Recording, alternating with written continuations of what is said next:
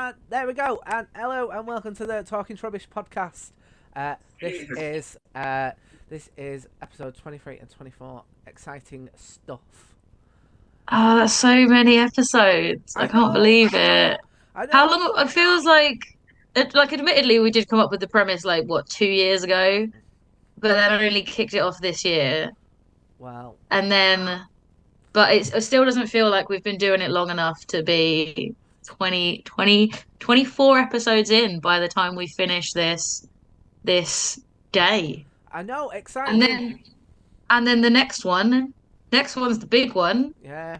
Next one's Pikachu, Pokemon number 25. Yeah. Gets his own episode. Like I am. Yeah. I am. I mean, I mentioned this to you. I can't remember if I mentioned it on screen, on stream or not. But the fact that we will have by the end of this year done Raichu, which will be episode 26. Like we've put out more than enough that you could listen to one a week within a year. Yeah. Yeah, and we didn't even start it in January. We started it in February. Like, Yeah, we did. Because like there were times where I was thinking about the schedule and I was like, if we lay it out so that there's like one a week, it's spread out pretty comfortably for us to be able to do the admin between episodes for this not to interfere with other shit we've got going on. And I thought that would be ambitious to Sydney is like a carer in the nursing home, and everything's going okay. And then the the horror villains decide that they want like one final chance at like vengeance before they finally retire. So I pitched that, and that they sounds cool. yeah. Do you know what? I think it's gonna be pretty Like good. pensioner heroes. I love it. Not enough wacky horrors Mm. are centered around pensioners. Yeah. Well, do you know what? When I pitched it, that was one of my thoughts where I was like, oh, because like a lot of times when I watch stuff, I go, okay, well, what happens afterwards? And I was like, okay, well, given that, They need a lifetime of therapy. yes, very much so, very much so. And So if it's one of the ones based in the US, they probably don't get it. Hell, if it's the one of the ones based here, they probably don't get it. Unless they have very rich parents. yeah. And then they go on to become serial killers themselves because they can't process what they went through. Well, do you know what? I'm gonna give away the twist that I put in there. So like I pitched it to them as like a bit of like a comedy one, and they said back to me, "Oh, can you make it like quite comedic?" So I've tried to make it comedic, but the twist that I've put in there is that there's like a demon that like infects all horror films, and is like angry at the idea of them eventually retiring and dying and not being one of their victims. So they like take over the home. And I've tried to make it a little bit Scooby Doo, but also Yep. like play off all the horror tropes. And um, I've kind of got this idea that it'll almost become like a bit of like a not like a Saw thing, but like a multimedia um, where like the villains will turn up on screens and they've got to like outwit them live versus the Mm. multimedia version. So yeah, that's been what I've been up to. But That sounds really cool. oh well, thank you. I will send you the script after we have finished to see what you think. Because yeah, I've been quite enjoying it. I've been quite enjoying one doing it because I've not done writing for quite some time. But I have been enjoying the fact that I've been writing. I think for characters that you don't necessarily see in like horror, like Yeah. in like horror trope. Like I'm sure that there is. The moment I say this, I'm sure there can be hundreds of exceptions, but I can't think of many horror films where the protagonist is like an old lady in a nursing home. Yeah. I get that. It's certainly not common. Like, I feel like a lot of films tend to focus on like 20 somethings or teenagers played by 20 somethings, you Mm. know? Um, but yeah, it feels like really fun. Let's talk about this later. I'll interview you for Vampire Squid again. Yeah, yeah, yeah, yeah. Well, get some eyes on what you're doing. Yeah. well, for sure. Well, I know that it's going to be on November the 10th. That I've got like a week to put it all together, but I've Oh basically wow, that is a short amount of time. I've basically bashed it all out because I was like I was genuinely like, if I don't do this today, it's not going to get done. So Okay. I mean, that's very valid. Yeah, yeah, um yeah, but I know that you've got lots of exciting stuff that you've been up to. What have you been up to? I've been doing a lot of admin recently. I'm going to start with what you know is coming. Blizzard Comedy, as always, is rolling onwards. We have our next episode of Broadcast Avalanche on Monday 30th. We have our next live show on Monday the 9th with the absolutely immensely talented Foxdog Studios headlining. Yeah, That is sold out. Which so the only reason I really mentioned it is to like show off that I've sold out another show. But we do have a bonus preview show um coming up, which obviously isn't a preview because it's post Fringe, but it's new full length hour works from Chris Cantrill, who is half of the Delightful Sausage and is absolutely bloody brilliant, yeah, and Maxine Wade, who is just absolutely incredible. I have loved having her on the show every single bloody time she has been on. Tickets for those are now live. They have just gone up. That's going to be on Monday 23rd. I'm going to pop a link in the chat and that is there if anyone wants to go. We haven't sold too many yet because the link only went live like this week. But yeah, it's going to be absolutely beautiful new work. So I've been doing the admin for that. yeah. And I've also gone. I was gonna say, I mean, I love them both dearly, but like Maxine is like one of my best mates in comedy. Like she's lovely and she's brilliant. Like She's so fucking cool. And like I know what the show's about. Have you like released what the name of the show is? Yeah, it's all in the ticket link, all in the page that I put in the chat. So Fab stuff. not a secret. But yes, I know she's been working on that show for many years, so it's gonna be very good. And I think she's done a whole bunch of like previews over the last like maybe 3-4 months, and she's just been on the BBC. So I saw. That's so exciting. get on it. Before before basically you can't get tickets to go see him. Yeah. Like I got so much time for her. She's such an angel to work with. Mm, And she's going to put on a great show. So everyone definitely come to that. yeah, The other thing I've been doing is my band are recording an EP, which is really exciting. I was in the studio on Monday doing my bits. yeah, Our violinist was in yesterday doing his bits. We've got vocals to do this weekend, and then we're done. Then we've just got to mix it and get it out there for people to listen to. It's really exciting because I feel like we have not been together long enough to have to like be at this point. Like yeah, I know bands that are going for like 10 years that are releasing their first EP. And I joined at the end of last year, yeah, and our vocalist joined in April. So like from 6 months we've been in the form that we're in, and we are putting down 5 tracks on an EP, and it's going to be out when it is mixed. I do not know when. I want to say before the end of this year, but potentially early next year. yeah, Either way, I'm going to put our little link tree in the chat so that you can be one of the first people to hear it when it comes out. There's already some bits up on those channels. Like I believe there's a demo of something like a really rough early version of one of the songs that's changed massively since we recorded that one up on our Bandcamp, just so that we had something to say, look, we exist. And yeah, I've been prepping the admin for that as well, because like out of all of us, I'm the one kind of best equipped to start planning like a release schedule and a promo campaign and stuff like that, because I'm used to doing the admin for various other shows that require very similar bits of work. And so that's exciting and starting to feel very real. So if yeah. everyone could go give us some love there, it would make it feel like all of this effort is really worth it. And it's yeah, the like our studio is so fucking warm. Like just being there feels like a mission, just standing in the room just to practice. Like it's but yeah, it's feeling very real, feeling very exciting, and I'm looking forward to seeing how it goes. And if anyone would like to come and cheer me on, that would be greatly appreciated. And if Yes. anyone knows any Doom promoters, because I don't, right? I go to punk shows. I know punks. If anyone knows anyone who promotes Doom and wants to put us on a gig, fucking text me, man.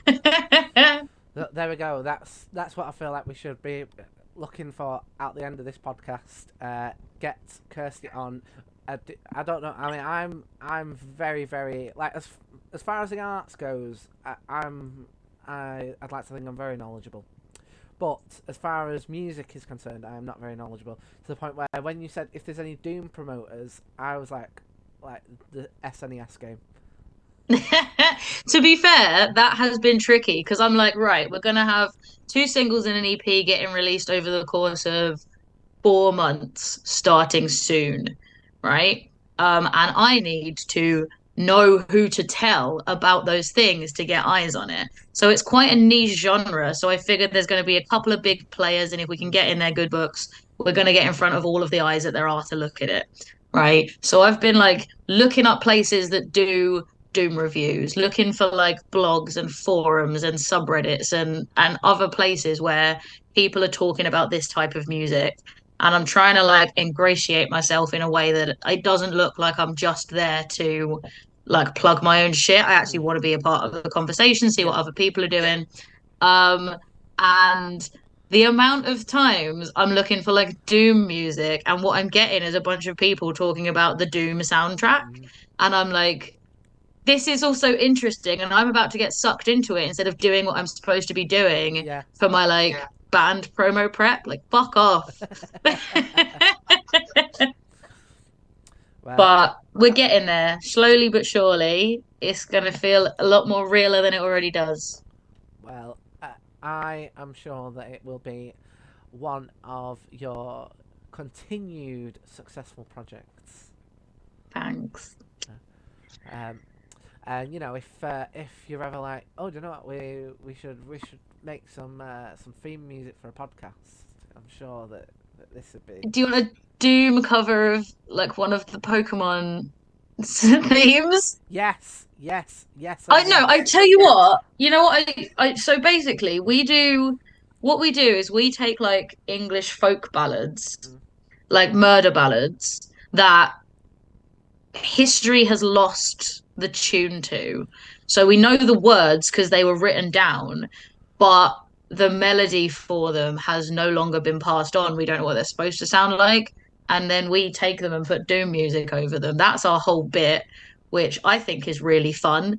I wasn't really into Doom before I started doing this, but I thought the premise sounded really fucking cool and I wanted to get involved. Um, so I did.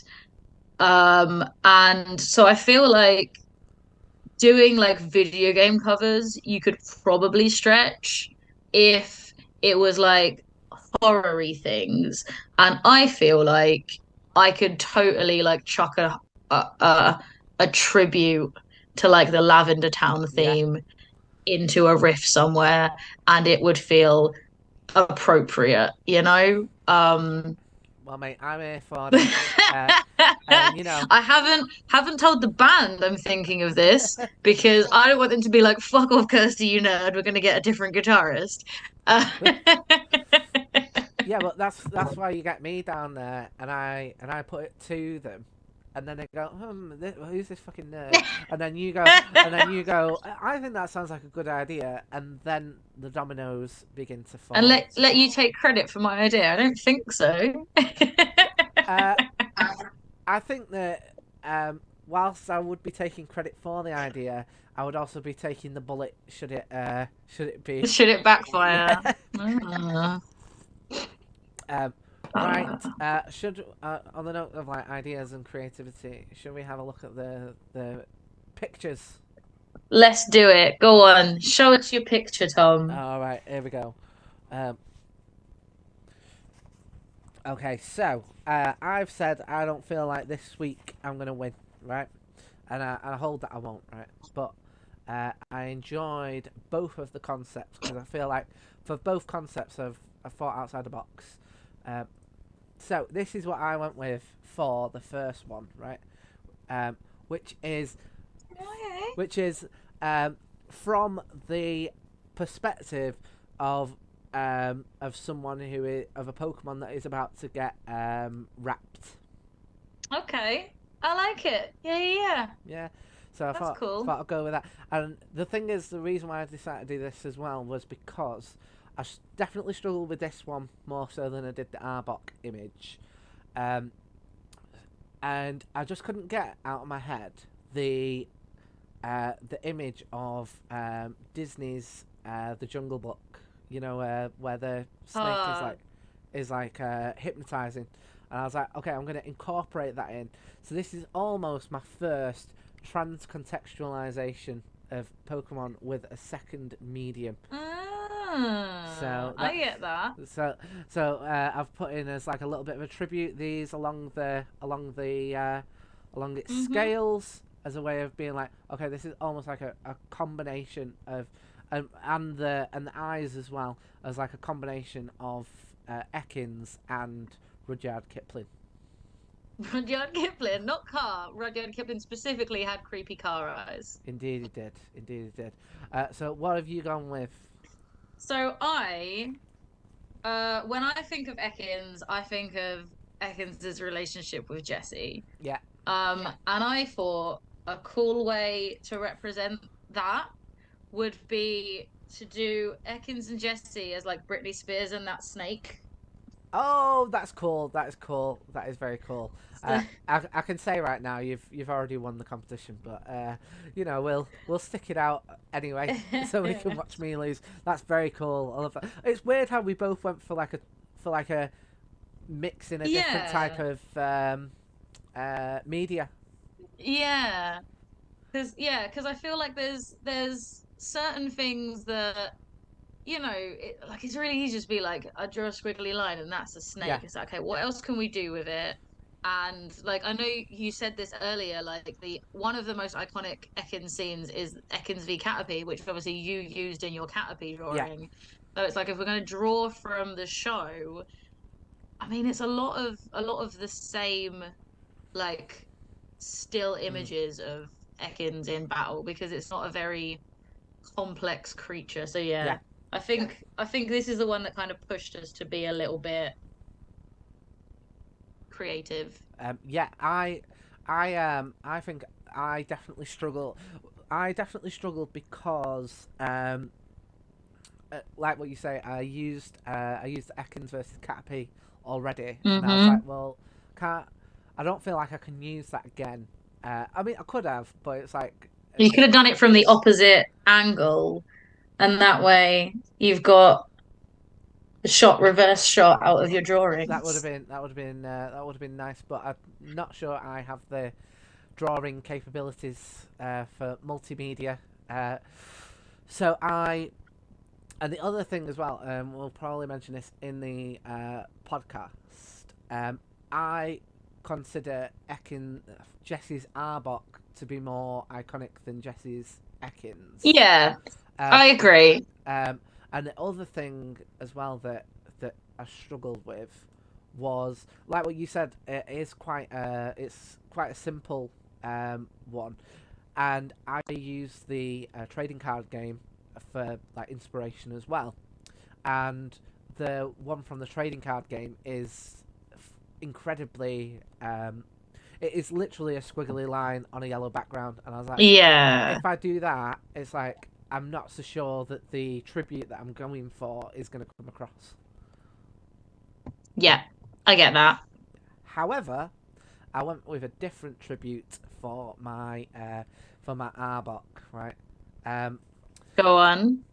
so again, I'm probably going to mention this in the podcast as well, but I actually went with the manga as my inspiration for this one. And this here is kind of the beginnings of. So there's in the manga there is one of the first of few instances Yeah. of a dead Pokemon and that is an Arbok, which gets cut in half by a Charmeleon. So that's what I went for with this. Wrecked indeed, I agree, from the chat. But yeah, that's what I decided to go for with this one. Um, All right. so should we flip over? So So, hang on. There's a cat in the background of your shot, and the chat's about to go crazy. So, should we give them a couple of minutes to just be be excited about the cat? oh, don't worry, I'll go full screen again. So this is Margot. This is Margot the cat. She turned up in my back garden about 13 years ago, and we went on holiday. So I sorted out someone to like put down some food for it for the week, and I was like, right, well, if the cat's not there anymore, I tried, and if it is still there, we just own this cat now. So this is Margot. She spelled Margeo, and the reason why it's spelt like that is because when we went to the collar naming place to get the collar engraved, they charged by the letter, so we didn't put a T on the end. I feel like this is the fact that we're doing our first Team Rocket episode and we've had a cat just brazenly come in. Yeah, appropriate. Yeah. Yeah. Well, this cat is automatically more. It's an old lady baby, and we're pretty sure she's well old when we got her. Like, so I'm pretty sure she's about 17, 18. This cat. Wow. So yes. Now that she's gone to sleep, should we go back to? Yes, I'd I pick need her to up. show you my Arbok. Yeah, I'd pick her up and put her on stream, but she, cat law says that she has decided that she lives there now. Yeah, that's very fair. Right. But yeah, so I also contemplated the manga, but then I thought like I don't have that big a relationship with the manga. But then what I thought of new Pokemon Snap. Yeah. Where the Arbok's in the tree asleep at night, and if you hit it with the fruit, it will fall out. It looks like a derp, but it looks a lot less threatening. Mm. But then I didn't want to do Arbok looking too cute because I felt like that kind of undermined what Arbok is about. Yeah. So I reimagined that moment as if like Arbok, once you hit it with the fruit and it falls out of the tree, it like leaps up and attacks you. So this is my like angry, disturbed Arbok that I've done. Oh, that's pretty cool. That is. I love. Do you know what the mouth reminds me of? It reminds me of a Gyarados' mouth. Yeah. So one of the things that I was actually thinking about maybe another cross-cultural moment because when I think of the shape, because obviously Arbok's a cobra where it's got like the hooded throat. The main snake that I think of when I think about that type of snake, apart from Arbok, is Jafar's staff from Aladdin. Yeah. So I was trying to think, should I do like a Aladdin vibey kind of thing? But then I thought it's too much. I'm not gonna come up with a concise vibe for it. So I went with the Arbok in the tree instead. Yeah. Yeah, I'm very impressed with it. Very impressed. Thank you. And like I said, I do feel like your drawings are going to win, but I hold out hope. Is Rudyard Kipling still popular these days? I don't know because like I don't think he's well known for like Jungle Book over Disney. I think Jungle Book has Disney associations rather than Rudyard Kipling. I think if you're examining him as a literary figure, more people will be like, he was terribly racist than anything else. Yeah. Unless you only ever heard of him when you were studying war poetry at school. Okay. In which case you'll know like My Boy Jack. And that's about it. Well, You know? I'm gonna hold out hope for uh, for people looking beyond, being able to separate the art from the artist when we come to our I competition. mean, when it comes to our competition, your Ekans is definitely more the Disney Jungle Book than the Rudyard Kipling Jungle Book. Yeah. So, which I think there is a fair amount of affection for sure. All things considered, despite its, colonial overtones and, you know, Disney as a person and company having an extensive history of just being problematic. Mm. Um, Yeah. Well, I mean, that's the thing, isn't it? It's like if it's over probably 10 years old, people are gonna go. Tell you what, it was a different time back then, and you just go, it was 10 years ago. It was ten 10 years years ago. ago. Yeah. Yeah, Um. it's like 5 minutes before COVID. It didn't mean you could it doesn't mean it wasn't okay then to cough in people's faces either. You were just an asshole. Yeah. Uh, I'll tell you this as well. When I did the Ekans one, that I was like, okay, I'm gonna do this like from the um from the perspective of the Pokemon getting wrapped. I was like, that was partly because I was like, I don't know why, but I was like, okay, I'm gonna do initially I was gonna do an Ekans wrapping round Metapod, and then I was like, are people gonna see that and just be like, what's it even doing? What's the point?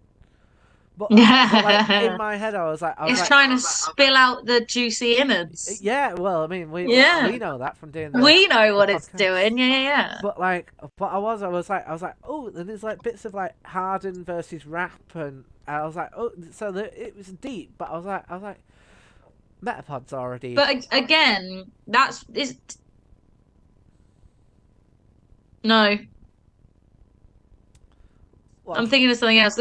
I feel like there are more iconic Pokemon that Metapods Harden has been up against, you know, Yeah, than Ekans. yeah. I reckon, yeah. If it's Metapod Harden against another Pokemon signature move, Ekans would not be my go-to.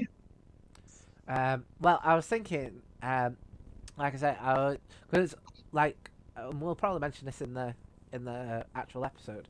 Like I went okay. Ekans' like signature move is Rap, and I was like, okay, who does it use that on? And then I was like struggling to think of like, you know, big iconic moments where it used Rap, and I feel like it didn't. I don't feel like it really had that moment. I was gonna say, I think Arbok definitely used Wrap more. Mm. But even then, I would say Arbok and Ekans, their signature move was more Poison Sting or Poison Jab or something like that. And the Pokemon the first Wrap iconic move I think of is well, it's not even Wrap, is it? It's Bind, but it's like Onyx binding Pikachu Mm. in Ash's first gym battle against Brock. So there we go. We may have seeded what the drawing is going to have for episode 95. Which, if we carry on at this rate, will be in about 2 weeks. But on that note, should we go into? Yeah, Right, here we let's go. actually start the episode after already waffling on for half an hour. Do you know what? Right, every time we do these, I'm always like, oh, this is not gonna, we're not gonna be taking that long. Yeah, like, oh, this is not going to be a long one, and then we like waffle on about other shit for Yeah. so long. Well, I say that's your fault for being too interesting, but there we go. That is rich coming from you. No, I'm aware of all the boring nerdy shit I'm into. Right, mate. Ekans, do you have any like key memories of Ekans? Yeah. So key memories of Ekans, you've got the iconic fight against Caterpie, like Ash's first fight against Team Rocket. Like that's where we meet Ekans. I think the story of how Jessie gets Ekans is very cute. Because like Ekans was a gift that was very important to her. I think there's a whole emotional narrative with Ekans there's like in most episodes, it's just like Jesse's stooge with whatever Team Rocket are up to. But then there's the episode where on like the island of the giant mechanical Pokemon where Ash and Team's Pokemon get separated from their people, and Team Rocket's Pokemon get separated as well. And like Ekans and Coughing and Bulbasaur, Squirtle, and Charmander have to like team up, and Meowth and Pikachu have to like team up together to get back to their people.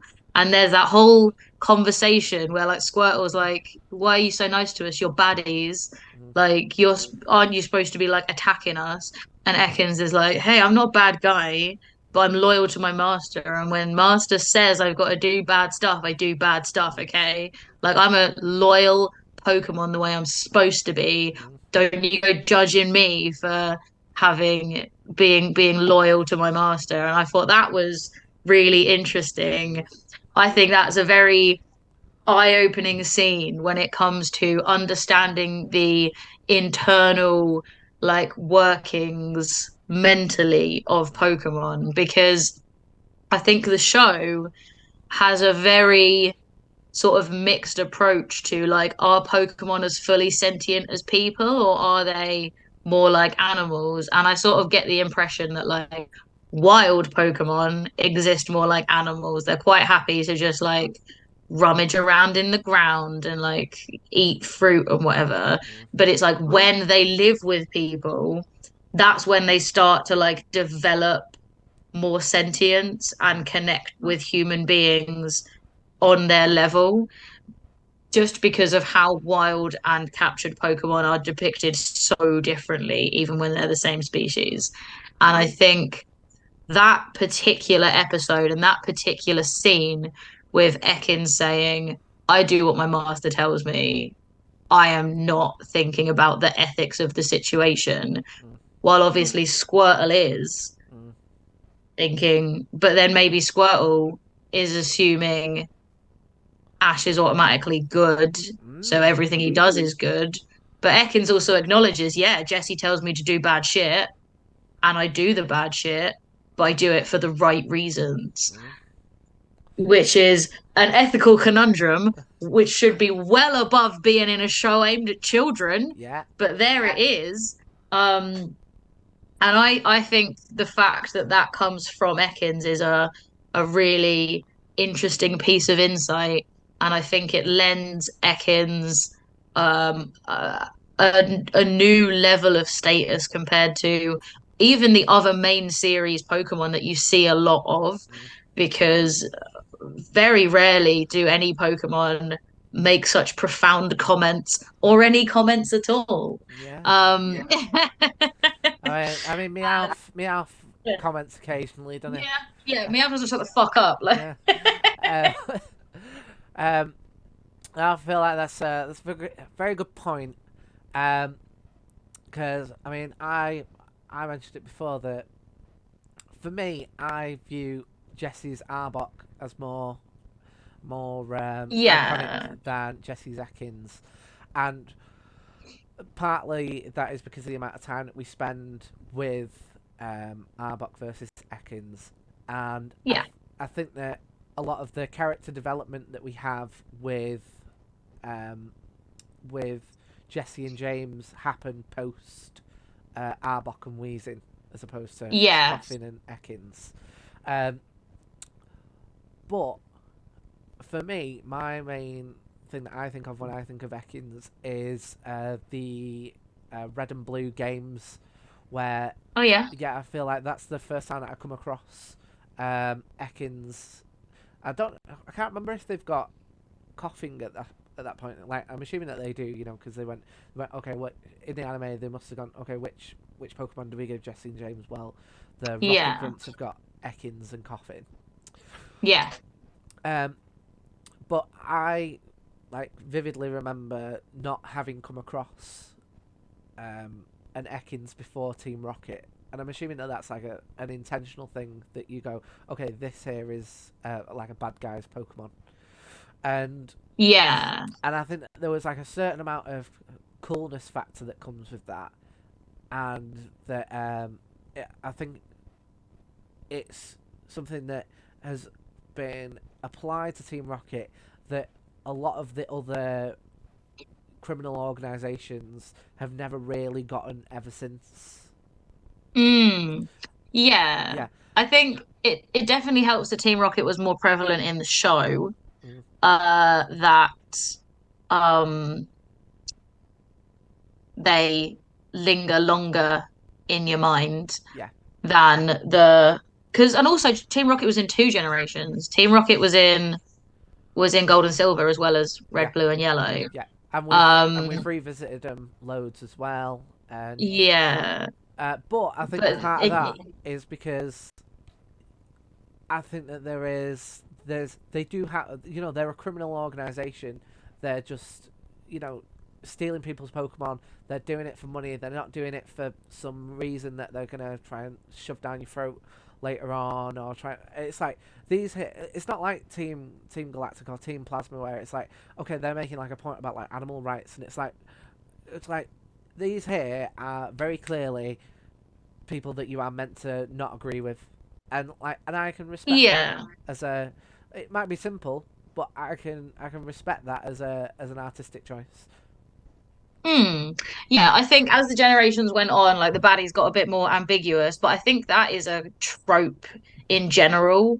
Like, growing up, like your baddie's your baddie. Like Jafar wants to take power, Mm, Carl wants to eat you, to use examples we've already mentioned today. yeah. But like, as and it's not even just because like I've got older and I'm watching more nuanced shows, like even kids media that comes out today. Um, like look at Frozen. Originally, Elsa was supposed to be the baddie. Yeah. Obviously, Hans is also a terrible baddie, but like the idea is you understand why they're upset. You understand the injustice that caused them to, um, you know, become what they did because they didn't see a reason with a way within the system to impact the change they needed. Mm, So they resorted to like terrorism effectively. mm, And it's like that is a more common narrative now. You get these like ambiguous, nuanced villains where you understand where they're coming from, but you disagree with their approach. And at the end, like your hero learns like from the villain's perspective and starts to implement whatever systemic changes need to be done. Like, like it's like with Black Panther, everyone's on fucking Killmonger's side until you realize he's Killmonger when he's just a guy that's like, my people have been treated like shit for fucking hundred centuries, and now I'm looking at something that should belong to my family in a museum run by white people. You're like, yes, that guy is correct, and then it's like they had to have him do something as horrible as like shoot his own girlfriend in the face while she was being held hostage in order to make sure that we weren't on his side. Like he had mm, to be inhumane, but the fact that he had an argument that made sense is what gave the story its depth. And I think obviously that is an example more extreme than you're going to see in Pokemon, yeah. but it is a thing that you also see in Pokemon, like N saying, um, you know, people should be even more kind to Pokemon. We should be keeping them in Pokeballs, even though like literally the message you get when you win Red and Blue is like you won because you care about your Pokemon and you trust them and you love them. Mm, And it's like N's whole bit is we should be caring for them more, yeah. except takes it to an extreme and then becomes the baddie, Yeah. shoots But his girlfriend in the face. but also on the flip side, it's like, there's nothing wrong with having, like, to use again like a Yeah. film like you saying that about like Killmonger. It just made me think that, like, you know sometimes Hans Gruber is also fine. Like Hans, Yeah, yeah, yeah, yeah. someone who's You just. can't have the same story told over and over again, or you get bored. Like you need a variety of stories, Mm, and sometimes you want to sit back and have a clear black and white baddie. And Giovanni was a good clear black and white baddie, yeah, I yeah, think. and I think that sometimes people don't. I understand like the wanting for like like shades of grey. I love films and media where there's like grey and like noir and um, like Goodfellas and The Godfather and like all these things where it's like there's no real good and there's no real bad, but also pantomimes are really popular for a reason as well, Yeah. and and Just that one's the baddie. We're all gonna boo him when he comes on. yeah, Yeah. and Pokemon's never, other than in the remakes, I feel like it's never really gone back to that, and it's like Yeah. maybe they could like is there any reason why they couldn't go, okay, I'm not saying to do this, but is there any reason why they couldn't do a new one? And it's like, I'm the guy who took over after Giovanni, and we're just out to make loads of money, and we're gonna cut off Slowpoke's tails, and we're gonna sell them for people to eat. Is there any reason Do why you they can't know do that? do you know why I think they won't? It's because I think they're getting like more and more like child friendly. Because like the latest bad guy was just a bunch of bullied kids. Oh yeah, I mean, Like people who watched the stream on this channel, I was like, how am I meant to? How am I? Sorry, my cat just kicked the on air sign off. Um, how am I meant to not be like, oh, this feels mm, lame, like real lame? yeah. And like so and again it's like at the end you're on their side because they were just retaliating to something that was worse to them. And I feel like it didn't really land because everyone in the game is really nice. You don't see any evidence of like any other bullying. I think if they just had some NPCs go, oh, that kid's got ugly hair, like you'd be like, instead of giving you helpful hints and tips about Pokemon all the time, it would feel a bit more like there was bullying going on in the school. It wasn't the only thing in that game that didn't land, but like the whole story isn't even just, oh, and you empathize with the baddie, but you disagree with their methods. And then you're literally on their side and you join them, basically, which I think would be more fun if you had the option to join Team Rocket. Yeah, But like, I think because they've gone so far into like, it's not like a world-ending catastrophe like Ruby and Sapphire anymore. Like, it's like so heavily leaning into this game is for kids. Shut up, you stupid 30 somethings. It's not for you. Be quiet.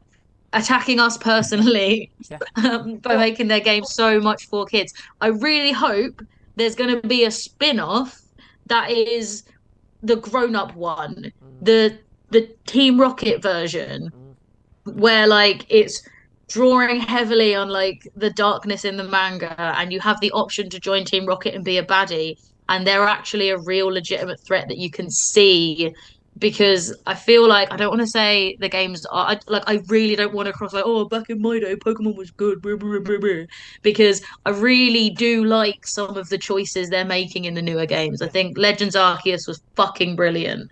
However, like it just feels really patronizing to the children playing it now that like in Pokemon Red and Blue and Yellow you were fighting a mob boss mm, and in this one you're like dealing with private school bullies. yeah, Ugh, like yeah. that's And it's like I agree with you in terms of you know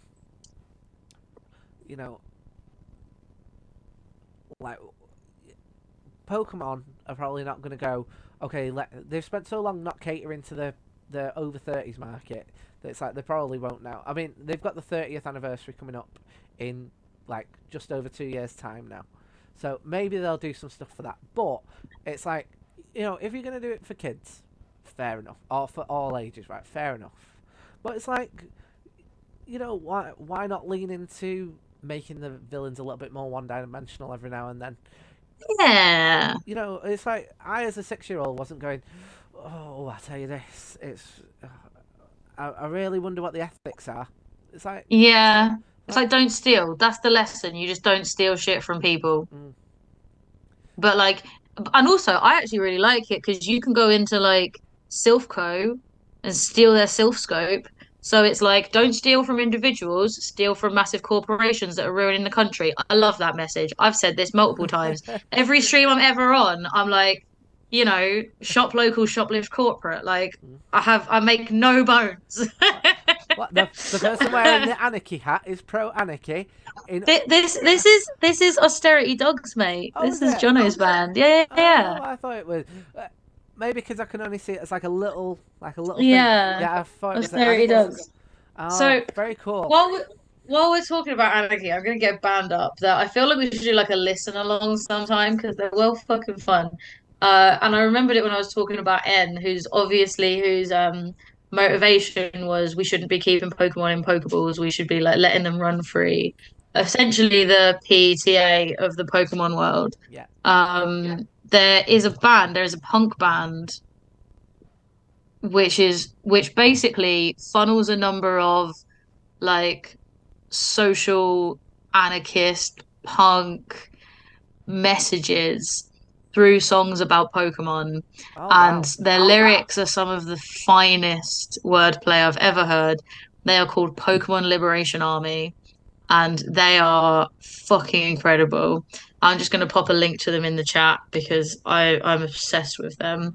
I saw them at Manchester Punk Festival um, in 2019, and they were really fucking good. I don't think they've released anything in a while. I think they like did what they were gonna do and then kind of left it there. They're not like continuing to do shitloads more Pokemon Mm, themed music, but like they've made some pretty fun stuff. yeah.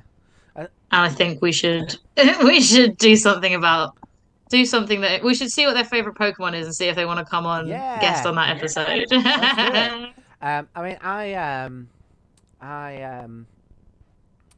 on the note of music, I think that Pokemon has got some bangers in terms of um, the game soundtracks and some of the like anime soundtracks.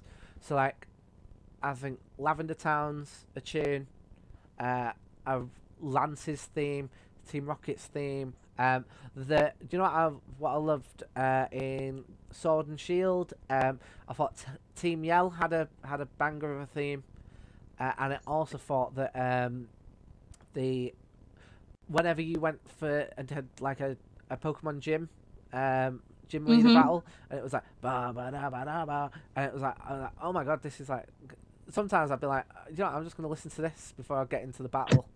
Um, but yeah, I think Pokemon has got a real history of some absolute bangers. Yeah, absolutely cracking soundtracks. Mm. Um, should we get back to Ekans at any Yes, point? just before we go into that, um, the To Be a Master CD, Yeah. multiple tunes, and the Pokemon movie third movie cover of the Pokemon Johto Journeys is a great. To be fair, that is still one of my favorite theme tunes in all of television. Yeah, Pokemon Johto. It's so fucking good. It's just so catchy. yeah, it's a whole new world we New live world in. we live in. Uh, Yeah. and then when they did like the high production version for the film tune. Oh, and Pokemon Journeys as well. That is. Yep. There are just a lot of really good. Yeah, whoever's in charge of the music of Pokemon is doing a good fucking job. Mm. But yes, so we go back to Ekans and maybe have a look at the Dex entries. Yes, I think that sounds like a very smart next step. Okie doke. So there they are there. I had actually forgotten about their like the how much yellow is on them when I did my image. I tell you, one of the problems I had as well looking at this piece of artwork was I was aware it does look a little bit like the poo emoji. I mean, how else do you expect a snake to sit? True, true. But yes, I feel like I had a lot going against me when I needed to draw Ekans for this. So we're gonna go to its Dex entries, which is down there. This entry was originally untranslated in English, so it's really used in. Ah, right. It's got red and green here. But So it had a different entry in Japan that they just haven't bothered to include here despite including it. yeah. Which is a first. Like we haven't seen a Japanese entry Mm, yet, but I guess if it was used in Fire Red, yeah, it'll come up. It'll makes come up. sense. Should well, should we loop back to that one once we hit Gen 3? Yeah. When we get to it, we'll get to it. Okie doke. Right, so I'm immediately enjoying the first entry.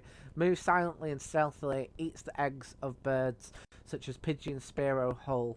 Links it to the real world, and I also like the fact that it's connected it to another Pokemon that it's eating the eggs of. I do like the ones where it shows their relationship in the wild. Yeah. Um, and yeah, I feel like we've got a little bit of lore, and I'm also guessing as well the fact it's got that in there, and that is something that is potentially a little bit upsetting for like young people to read. They must have um, highlighted Ekans early on as like one of the villain Pokemon. Yeah. Yeah, I can believe that Ekans was designed as a villain Pokemon because they're like, right, what things are kids scared of? And also like what is bad? And like kids are scared of snakes and pollution is bad, and then you get Ekans and coughing. Yeah, uh, yeah. Well, I mean, there is that theory about Kanto being like heavily industrialized, and that's why there is stuff like coughing Yes. and Grimer and stuff like that. Um, Yeah, and like they live like near the skyscrapers usually as well. Like they're in the bit that goes towards the bigger cities in the center of the map that are like the landlocked areas. yeah, Which I think is a valid parallel to reality. yeah, and I'm pretty sure if I'm right, Grimer turns up for the first time in Celadon City in the patch of water that's in the middle of the city, Yes. which implies that Yeah, it's you not can as nice as it looks. yeah.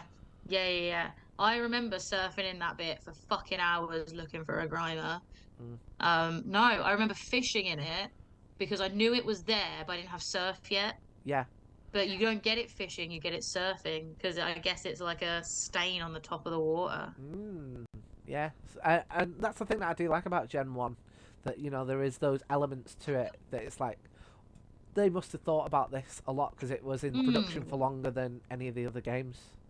Yeah, all of the others which are thrown together in like 3 months before they have to start grinding to get it out. Yeah. Um, so shall we go into yellow? Because the Let's older do it it. gets, the longer it grows. At night, it wraps its long body around tree branches to rest. I do like the thing about it getting older because there is like evidence throughout the Pokemon series that evolving doesn't mean you're older, just means you've like leveled up Yeah, or have chosen to evolve, yeah, in the show at least. And like I like that you can have like really old, long Ekans look at it looking over its Arbok grandchildren. yeah, Like I think that's a cute mental image. yeah. And Well, I do like those lot of sort of snippets of like when there's not a trainer dictating what this Pokemon does, this is what could happen. yeah. Well, I mean, I've got a headcanon. I've mentioned it a couple of times on this podcast that it's like um, some of the kind of entries are from like the professors and specific to your Pokemon, and in terms of like this. So it'll say here, let's find height. So like it's got height 6'7", 2 meters. Like that for me must like my headcanon is right. A professor measured one that was Yeah. 6'7", and then that's been put in there. But I feel like some people get so hung up on like I saw a meme about it the other day, and it was like this Pokemon weighs as much as this Pokemon, and it like gave you the exact thing. And it's like, well, I don't think that they all weigh that exact amount. Yeah. Um, They're gonna vary in size. Like that was a whole mechanic in Arceus. It was like find me the biggest one of these. It was a mechanic in like some of the really early games as well. Like there's a lot of them where it's like get me the biggest Magikarp you can, yeah, and you go and you show the guy a Magikarp that you've like I think that was in fucking Gold and Silver at the Lake of Rage. Yeah, There's a guy saying, "Please show me a big Magikarp." yeah, And then in Gen 3 there's a guy saying, "Show me a big Barboach." And you go out and you like catch a bunch of the same Pokemon to find the biggest one.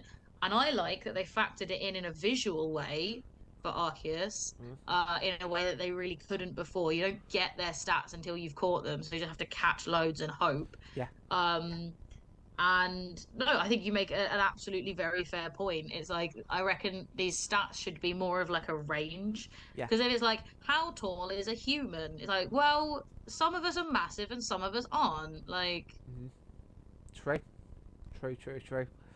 Um, so we got Stadium Professor, as we know on this podcast. He is one of the hashtag Mad Lads. Um, you know, don't get on with Professor Oak. Slithers silently through grass, searching for its favourite food, specifically its favourite food, which to me adds a slight dynamic in that there must be some element of it seeking out Pidgey and Spearow eggs in order to eat them. yeah.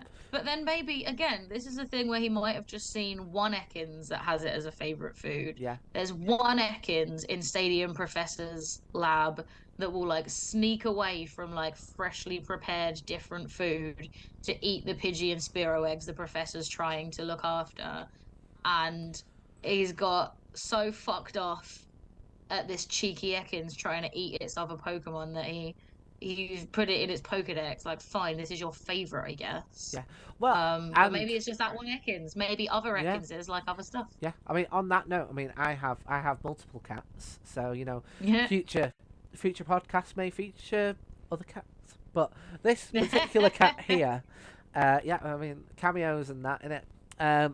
This particular cat here, their favourite food is Dreamies.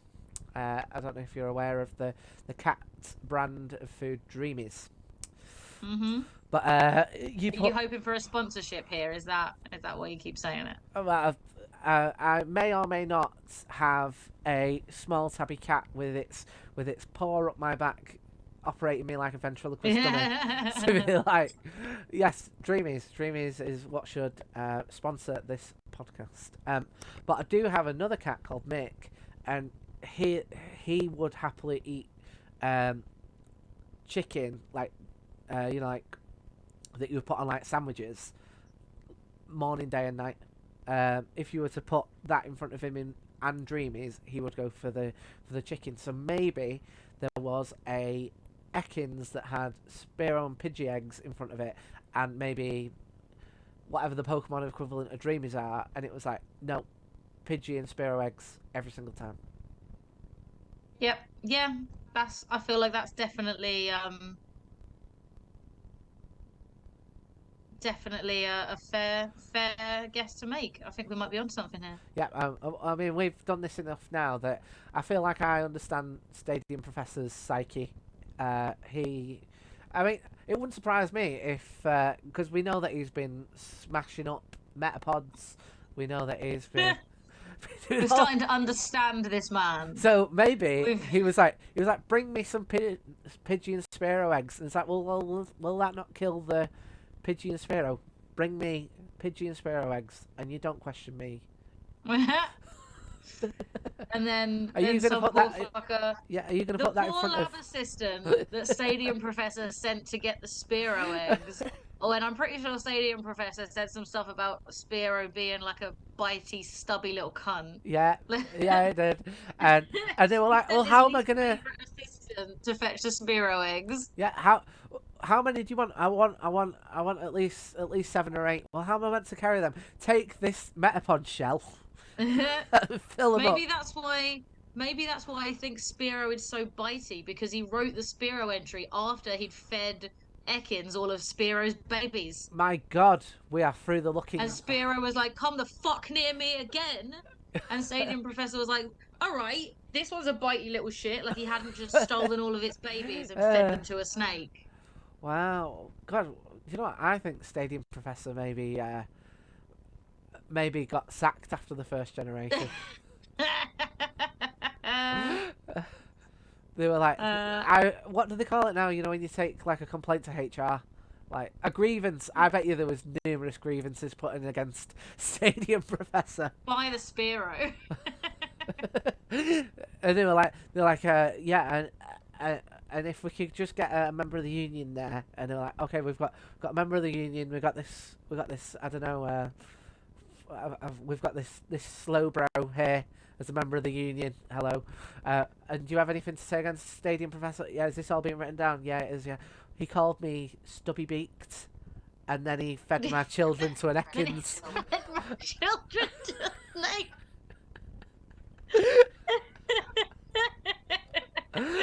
Yeah, that's a pretty severe HR violation. Yeah, well, now we know why you didn't make it past Stadium 2. Yeah. Okay. Okay. Okay, should we head into gold? Let's move on to gold. Yeah. So gold says it can freely detach its jaw to swallow large prey whole. It can become too heavy to move, however. Which vibes. Yeah. I'm here for it. I've seen videos on the internet of like a snake eating something that's far too big for it, and I look at it and it's like I know exactly how that snake feels because I have like gone back for seconds at Christmas time. Yeah. I was like, whenever I drunk get food, Yeah. I always like I'm pretty good at being like, I'm done, I'm gonna save the rest of this for my hangover breakfast. But I always eat like one slice of pizza too many. I'm always like, I'm done. One more and then I'm done. And then I'm like, I shouldn't have had that one more. I knew I was done. And that's me as a Yeah, Ekans. and then you Putting go, the whole pizza in my face. yeah, you go one more, no, one more, and then I'm done. And then you're like, oh. Mm. Anyway, yeah, that's Yeah. Ekans. Yeah. Silver, on the other hand, has quite a cute one. It always hides in grass. When first born, it has no poison, so its bite is painful but harmless. I think that's quite cute. I'm just imagining like a little chompy boy. Yeah. Can't poison you. Just give you a little chomp. Yeah. I mean, I wonder how big they are. Like when they're born. And No, they just come straight out at 6 foot. like, I mean, I feel like if like Steve Irwin was still about, though, you know, like a Steve Irwin type character would make like a fantastic Pokemon, Yeah. like trainer. You know, he's like a conservationist and stuff. And I bet you, Oh yeah. yeah, and I bet you if they got in touch with the estate, they'd allow for something like that. But like when it said that, it reminded me of you know when I don't know if you ever used to watch him back in the day, just like I remember there was like a clip where he opened up the bonnet of his car and like a snake jumped out of it, and he had to like jump out of the way. Oh. Yeah, and it made me think of that. And then for someone to be like, no, it's fine. Its bite is painful, but ultimately harmless. Yeah. Yeah. Yeah. Right, we'll go next.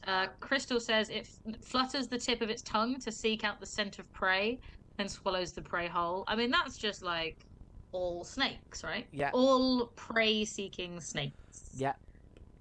Yeah. So I mean, it's the first time. I feel like they have come into this like it's very snake heavy, and I know that Ekans is just snake backwards, which is like Yes. that was one of those before like the Did You Know Gaming type YouTube channels. Like that was one of the things that people would say. When I was like a kid, they'd be like, "Oh, did you know that Ekans is snake backwards?" And like Cobra, Yeah. Arbok is Cobra backwards. But it does. Yeah. It does feel like they could be other than the pigeon sparrow eggs, they've gone very heavy on it just being a snake. It just being a snake. Yeah. For sure. Yeah. Well, let's carry on and see if there's anything else. Can freely detach its jaw, can't move. So the Stadium 2 is the same as gold. Yeah, again, I've hard relate with that. Okay, so we're now at Gen 3, and we know that Gen 3 is a bit of a furry. So let's see if that continues on. And I'm also curious to see what Fire Red and Leaf Green have got going for it, given that we now know that this is a direct translation of the Japanese text. Yeah, so Ruby and Sapphire says Ekans curls itself up in a spiral while it rests. Assuming this position allows it to quickly respond to a threat from any direction with a glare from its upraised head. It's basically the same in Emerald as Yeah. well. What I'm hoping for is so this is another fact about snakes that I think is fairly well known. That if Yeah, you like cut the head off a snake, certain types of snake, it can like still bite because it's so mm, instinctual.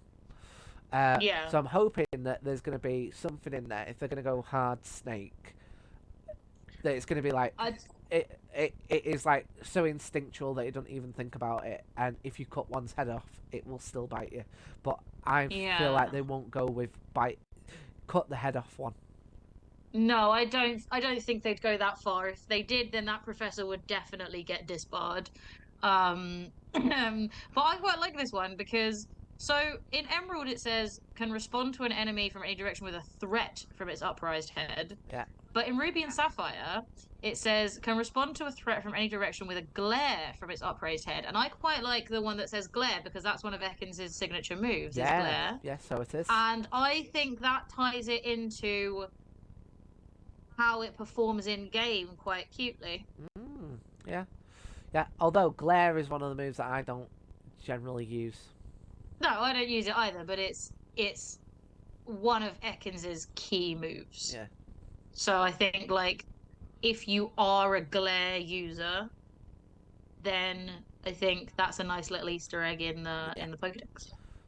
Then we've got Fire Red and Leaf Green, which are the uh, original Japanese, finally translated. Yeah. A very common sight in grassland, etc.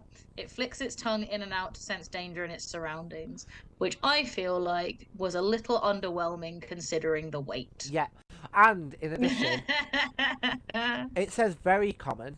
It's like you don't come across it until after Mount Moon, so how common is it? Yeah.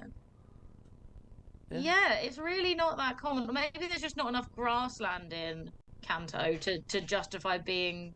Maybe it's very common in different grasslands because I always thought of Ekans as quite a rare Pokemon. Like I know where you get it, but it's only really in like one little patch. Mm, It's basically just outside Mount Moon. yeah. And if you don't, if you are, if you have been rinsed by Zubat Yeah. in Mount Moon and you don't want to go through all the grass looking for Pokemon before you've gone to a Pokemon Center, you can't get back up those ledges for a long fucking time. You've just got that one little patch of grass. Yeah. Oh, that's one thing that I don't like from the new games as well. It's like, in Red and Blue, I'm gonna sound like a real old man now, right? Red and Blue, you get through Mount Moon, and then Blue is there, and it's like, right, I'm Yeah, gonna I'm gonna take you on, and it's like he don't care. He does not care. yeah. Like, He's like, oh, you're weak. I'm gonna fuck you up. yeah, And I think there was a definite shift in the way that the Pokemon games play.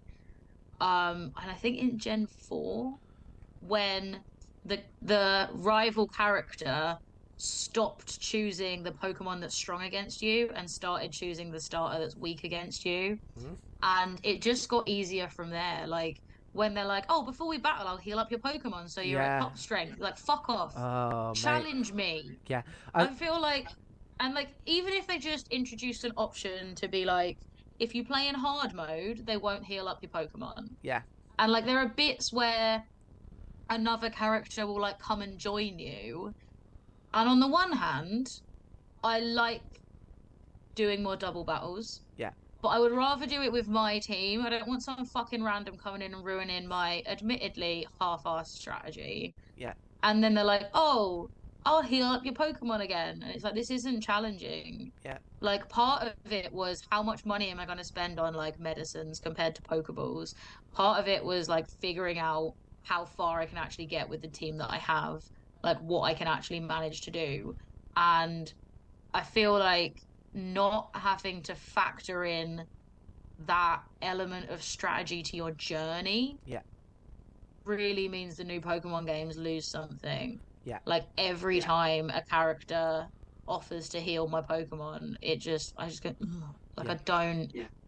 I don't feel excited about the fight we're about to have Yeah. Pl- compared to the way that I used to. It doesn't feel like doesn't that victory doesn't feel like it's worth as much. yeah. And as an additional point, uh, Hop made me feel like a dick every single time I took him on.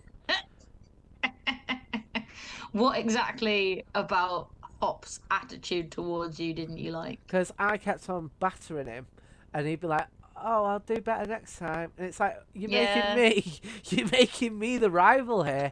You are making me the Gary Oak. yeah. Have you played the Scarlet and Violet DLC? I have not played the Scarlet and Violet DLC. Would you recommend it? No, I just wouldn't. It's not good. Like all of the ability to roam free that you get in Scarlet and Violet is taken away, and you have to follow the narrative with the company of the two most annoying fucking NPCs I've ever played with in my life. Like they're these like siblings who like bicker, and one's like shy to the point that I want to slap him. Uh, and the other one has like anger issues and is the probably the reason he's so fucking nervous all the time and like screams at people. And I'm like, I don't like either of you. Go away. Like, leave me alone to like run around and do this adventure without you because you're a pair of little cunts. And I didn't like it. Didn't like it at all. Ah, Just because those two characters were really fucking annoying. Just as I was, it was like they held your hand through every fucking plot point. You just like ran for 5 minutes on your own, and then they're right there again being annoying. And like this kid is like pestering you and is like apologizing all the time for like, oh, I'm not in your way, am I? And I'm like, yes, you're in my fucking way, Ashley. Go away. I didn't like it. I didn't think it was good. I think the writing was poor. I think the choices, all of the choices were wrong. I didn't like it. And yet I'm gonna spend another 30 fucking pounds on the next bit. Of course I am, because this fucking company has their hooks in me. what? But What to you? if you They have ever their hooks in do you, and you do a podcast if about you the medium.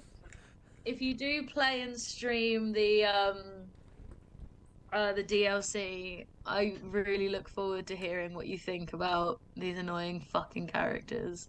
Because if you didn't like Hop, you're gonna fucking hate Kieran. Oh well, I mean, I will endeavour to have it looked at least by the Raichu episode, because I feel like we're gonna be. I mean, we've already been here for ages on Ekans. We can't afford for these kind Yeah, of we can't sidetracks have on a Pikachu. yeah, we've got to focus on Pikachu. We're gonna be here for fucking ever. Yeah, Anyway, Ekans.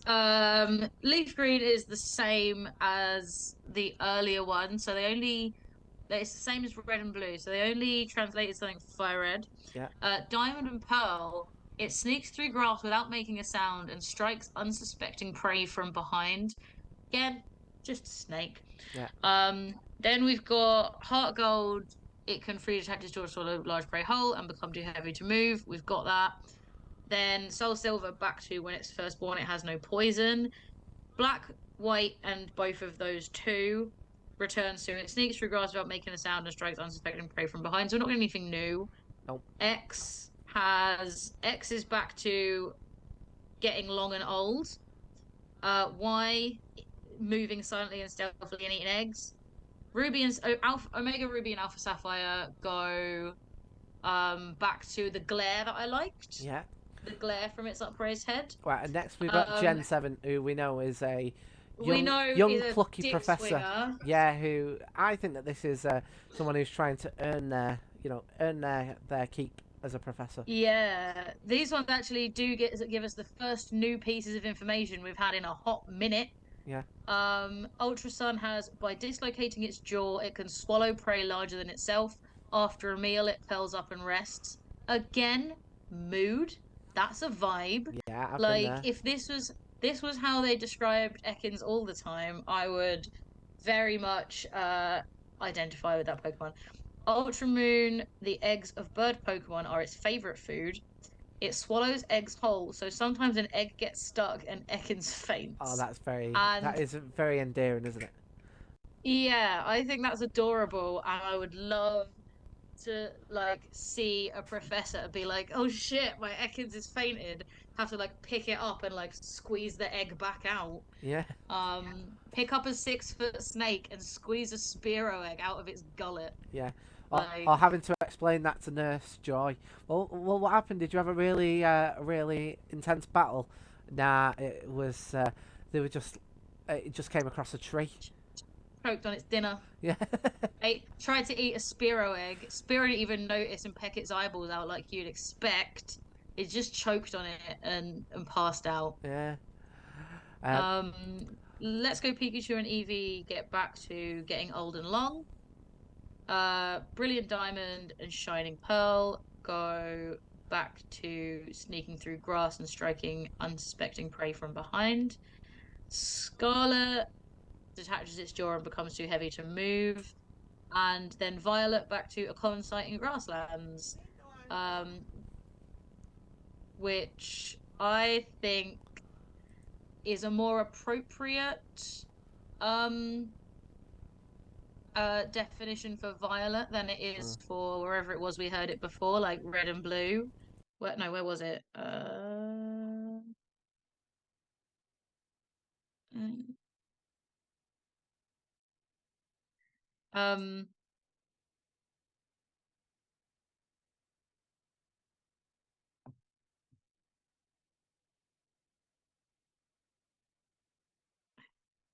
Oh, apologies. um yeah, I think it being in violet where there are many more grasslands is more relevant to like where it was before, where in an earlier generation there wasn't a lot of grassland for it to appear in. Um, so I think revisiting that Pokedex entry Mm. made sense there. Yes. Yeah. Yeah. I'll tell you this. I want to say, right. I don't know about yourself, but I've not massively revisited the previous episodes since we put them out. But I want to say this is the first Gen 1 Pokemon that has got a Gen 9 entry in quite some time. Hmm. That could be because we started doing this show before they released all of the old starters into Gen 9 Oh, when the really? DLC came out. Yeah, they did Oh, I that. didn't know that. Yeah. Like all of you. So basically, in the DLC, the professor gives you a random egg Mm. and it's a starter. You don't know which starter it could be. I think it's at random, Yeah, any starter from previous games. And so all of the starters are now available in Generation 9, which means if we were to go back and do like the first 9 Pokemon, yeah, um, we would get um Pokedex entries for Gen 9 from Charmander, Squirtle, Bulbasaur lines. But we did those episodes before that bit of the game was out. yeah. So, Ah, I never knew that. I just thought yeah, that they'd gone right. We're just not gonna do much for Gen 1 in Gen 9. there's a bit for Gen 1. There's not loads. There's more now. I want to say they introduced some Gen 1 stuff in the DLC, but they didn't introduce a lot of new stuff, to be honest. Um, like so you get like a new Pokedex, and if you've completed or nearly completed the Pokedex for the original bit of the game, you'll be halfway done already. Yeah. They didn't put much new stuff in. Oh, well, Mm. one might say that's indicative of how they treat the cities. Mhm. So, should we have a look at Smogon and see where we're at? Let's have a look at Smogon. I'm not gonna lie, I'm not expecting its stats to be enormous. Oh well, yeah, you're not wrong. We've got here. It's in the little cup. Uh, Yep. its highest stat is attack, which I think makes sense. It being a snake. It's also got relatively low speed. like speed Maybe attack. that's why it has to sneak up on everything from behind. Mm, yeah, it's got a speed Hmm. of 55, but a special attack. Sorry, I misread that. So it's got an okay speed, um, but a low special attack.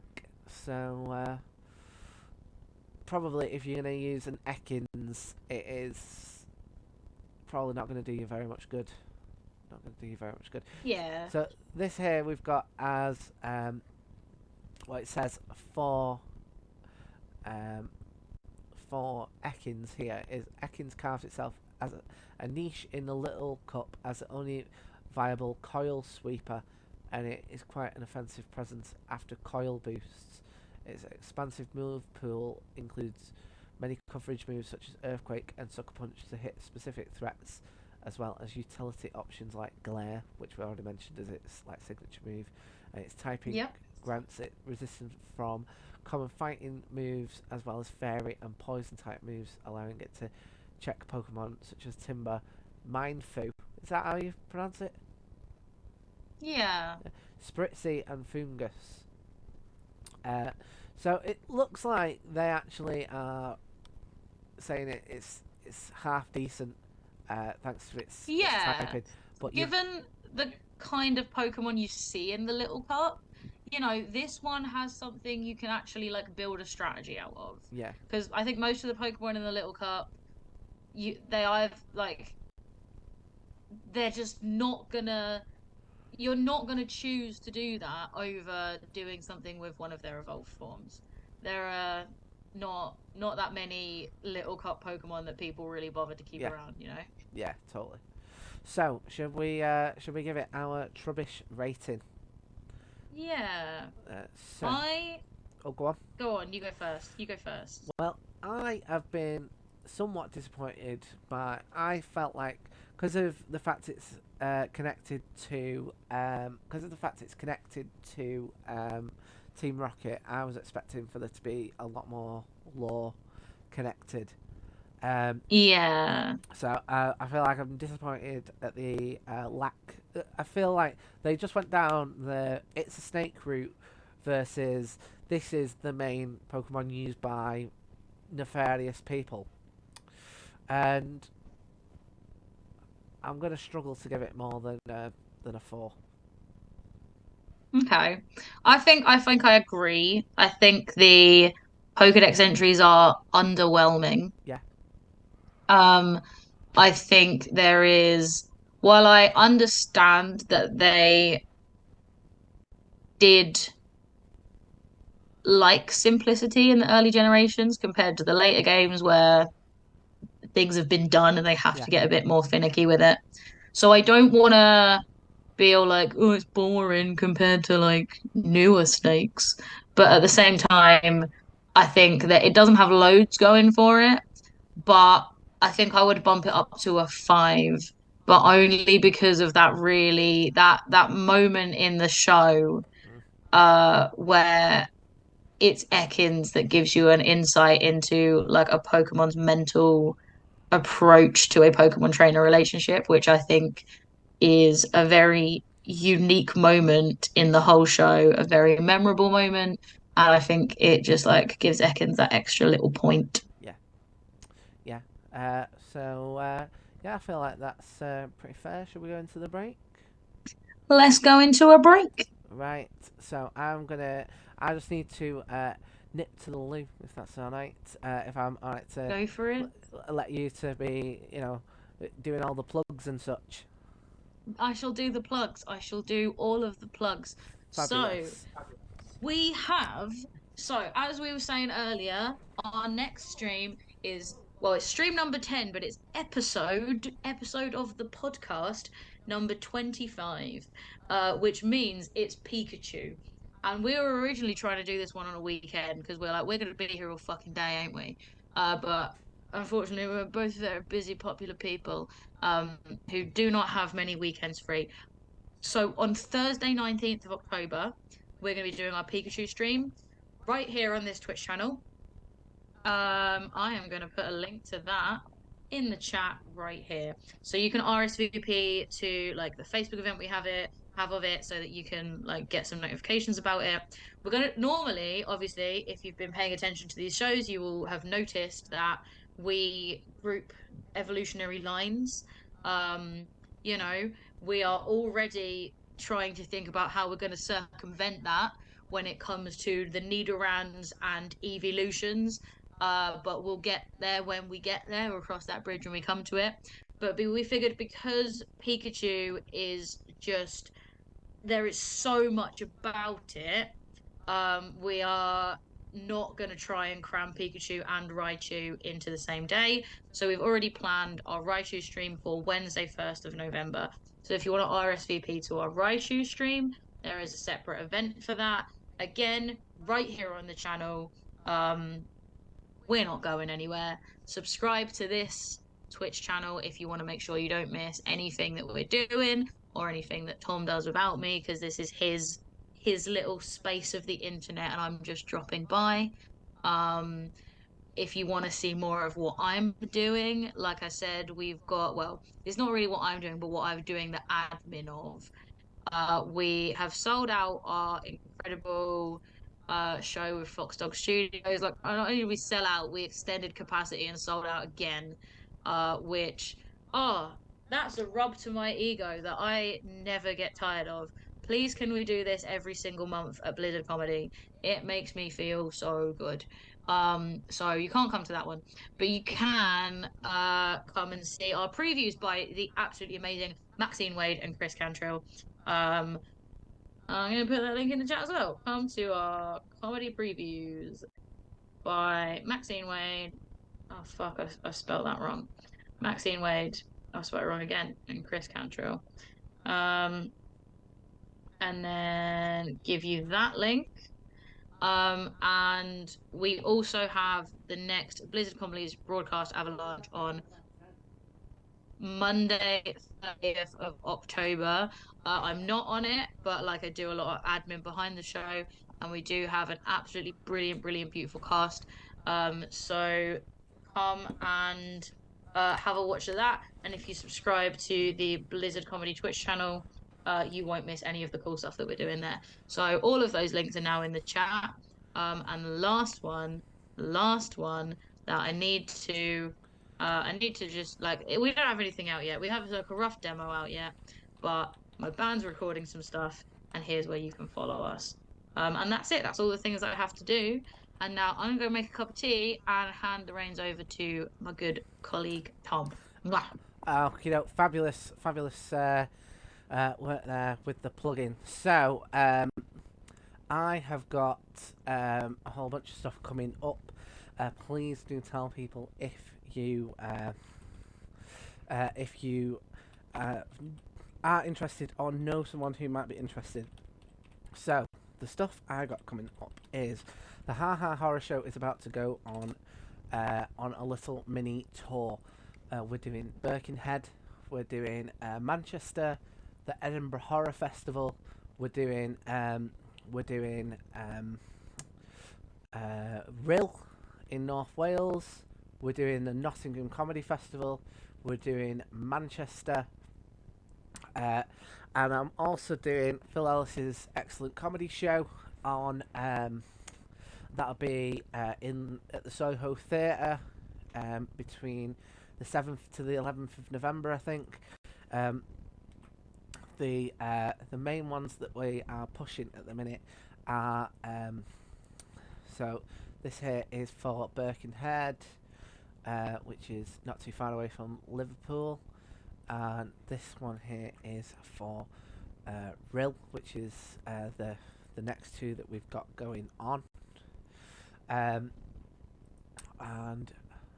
then we go off to do the Edinburgh Horror Festival, which I think should be absolutely amazing, which was like one of the things that we wanted when I first came up with the Ha Ha Horror Show. It was something that we wanted to do as like a goal. So that's on for a 3-day run, and you can get your tickets there, which I mentioned in the beginning.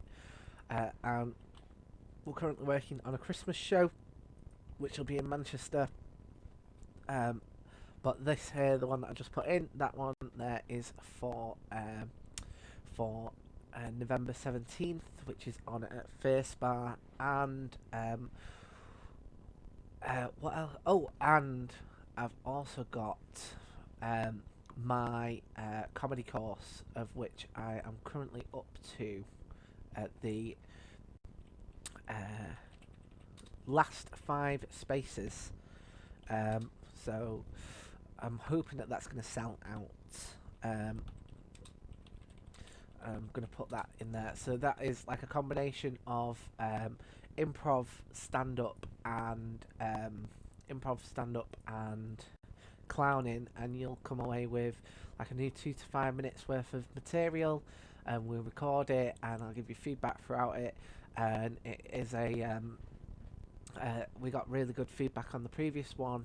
The last one sold out. Hopefully this one will sell out. And I'm going to put that in here for anyone who might be interested in learning how to do bits of improv and clowning and stand-up. And I'm kind of known for doing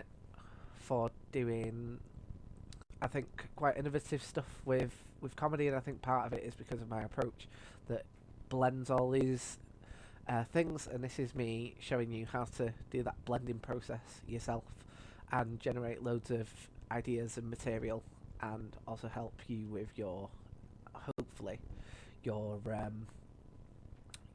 like presentation skills, because that's where we'd like to head with it eventually. And I'm also going to stick in the thing for that theatre company for the November the 3rd. No, I'll do that another time. But yeah, so that's all the stuff that we've got coming up. We've got the Ha Ha Horror Show. I've got British Comedian of the Year heat this week, so hopefully that'll go quite well. The fact, like, I'm not expecting to get through to like the next stage, but being at this point, there's only so many people that even get through to this stage, so it's quite the compliment that they have put me through to this point at all, really. So that's quite nice, and I'll do that tomorrow. But for me, the main things that I'm pushing at the minute is the Ha Ha Horror Show tour, and we're also doing the Comedy Lab 2-day workshops, which we are now down to the final 5 spaces. So if you or anyone who you know might be interested in doing it, jump on that now, because it's like there's 5 spaces and there's 6 weeks left. So I'm hoping that that's going to sell out, like probably well in advance at this point. So thank you. So should we, if you're all ready, should we go into Arbok? Yeah, let's talk about Arbok. Right. So, do you have any strong memories of Arbok? Do I have any strong memories of Arbok? So I Yeah. definitely remember Arbok more than I remember Ekans.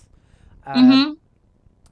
So the things that jump out to me as things that I remember, I remember it having like a needle attack in the anime where it would like open up its Mm-hmm. mouth and like white needles would come out of it, which I always thought looked That'd pretty be cool. pin needle attack. Is that pin needle? Well, I remember Pin needle. thinking that was like a pretty cool animation. Um, Mm-hmm. and the fact that depending on which region you're in, they change the pattern on its hood. Yeah, I do love that.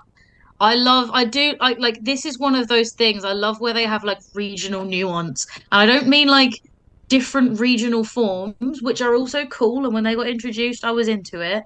Um, but the regional nuance where the Arbok is exactly the same, like the range of stats and sizes is all going to be the same, but depending on where you catch your Arbok, it looks different. I love that. I think that's such a cool little Yeah, detail to make the world feel a bit more real. yeah. And is that And that was the thing that I was thinking about when I was doing my pictures. I was like, which Arbok am I gonna do? mm, And I think, in the end, I did go with like the OG because that's the one I remember the most. yeah, Um, But yeah. Well, that was going to be my question because I assume that you would know the answer to this. Is that something that they have brought through to the 3D games, the regional variants for Arbok? Yeah, yes, I believe so. Like, I don't know how detailed it is in the new games. Um, but like, I know that I also really like the thought put into the different designs because if you look at like the OG Arbok, where it's got like the big sweep of black and then it's got two like almond shaped Mm. red and yellow bits. It's designed to look like a face. Yeah, So it's designed to be threatening, yeah. which like mimics predators in the real animal kingdom as well. Mm. So like other snakes. There was that I saw a thing floating around the internet that's like the backs of tigers' ears have black patches on so that anything sneaking up on the tiger thinks the tiger can see it because it gets mistaken for eyes. Ah, That's fucking cool. Um, but like, and I like how the different Arbok designs um look like different faces yeah. and they look like um different creepy faces. I think there's one that almost looks a bit like a haunter Mm. with its like point where it's got some points for its mouth. Um and I do like that the options that you get for different Arboks just there are some quite distinct variants Mm. that I just think the designs are fantastic. Yeah. Well, I believe snakes are like one of the creatures that we have a lot of subconscious like go-tos. So if something looks like a snake, we there's a certain subconscious trigger to make us not not everyone, but like a lot of people and animals scared of if you think it's a snake. Um, and Yes. that's one of the reasons why cats' ears fold back because it makes their head look more like a snake's head. Ah, yeah, I get that. That makes sense. Yeah. Um, yeah, I do really. I think that the Arbok designs are. Hang on, I'm just having a look now. So there's 1, 2, 5, 10, 13. I don't think it's 13. I think Jesse's Arbok is the same as the main pattern Arbok. But if you, yeah, so according to Bulbapedia, there are like um it looks like 12 different designs and they all look like creepy faces and they're all fucking cool. Yeah. And there are some that appear in like Pokemon cards, there are some that appear in like there's one that only appears in like Pokemon Ranger, Mm. which I think is really interesting. Like I like that they have spread it out Mm. across um the different forms of media. Mm. Um so and we'll get to the Pokedex entries later, but because we're talking about this now, um, in the and it also shows like the progression as Pokemon knowledge evolves over time and develops. In Pokemon Yellow, Pokedex entry says there are 6 patterns, but in Ultra Sun and Ultra Moon, it says there are known to be more than 20. Um, so apparently 8 distinct designs are known and have circulated. 4 have appeared in the games, Yeah. but only 3 in main series games. But they are frequently referenced throughout uh, the other media. Like Agatha has a distinct looking Arbok, and Koga Mm. has a distinct looking Arbok, which I think is cool. Mm. You know, I think when you're having a game or a show like this where things frequently look the same, Yeah. having a way to distinguish, the ones you're supposed to be paying attention to while you watch the show is useful. Yeah. But yeah. Yeah. Um, and where I'm assuming that it's going to be different, because like there'll be lots of different variants for Pikachu, but Yes. like it will have made. This has been a very specific point that it's made that it has different variations. Whereas I'm guessing that Pikachu's going to have a lot of different like Pokedex entries and stuff like that. But Yeah. like it won't be specifically in the Hawaiian Islands or what we're dubbing as the Hawaiian Islands. It's got blue eyes, a la that episode of the anime where there's Yeah. the blue-eyed Pikachu. Um, Yep. Whereas this, they're making a specific point of the variations. The other thing that I think of when I think of Arbok, and I mentioned it in the drawings, is that I want to say Arbok is the first Pokemon that we come across that like we know canonically dies, Yes. and that for me is like one of those probably one of those turning points of that like they could have gone down a darker route with it but chose not to. um and I sometimes think of, like, there's a lot of, I feel like that imagery of the cut in half Arbok that is quite clearly dead, used for like memes. I feel like it has kind of penetrated the kind of the digital culture for Pokemon more so Yeah. thanks to that image from the manga.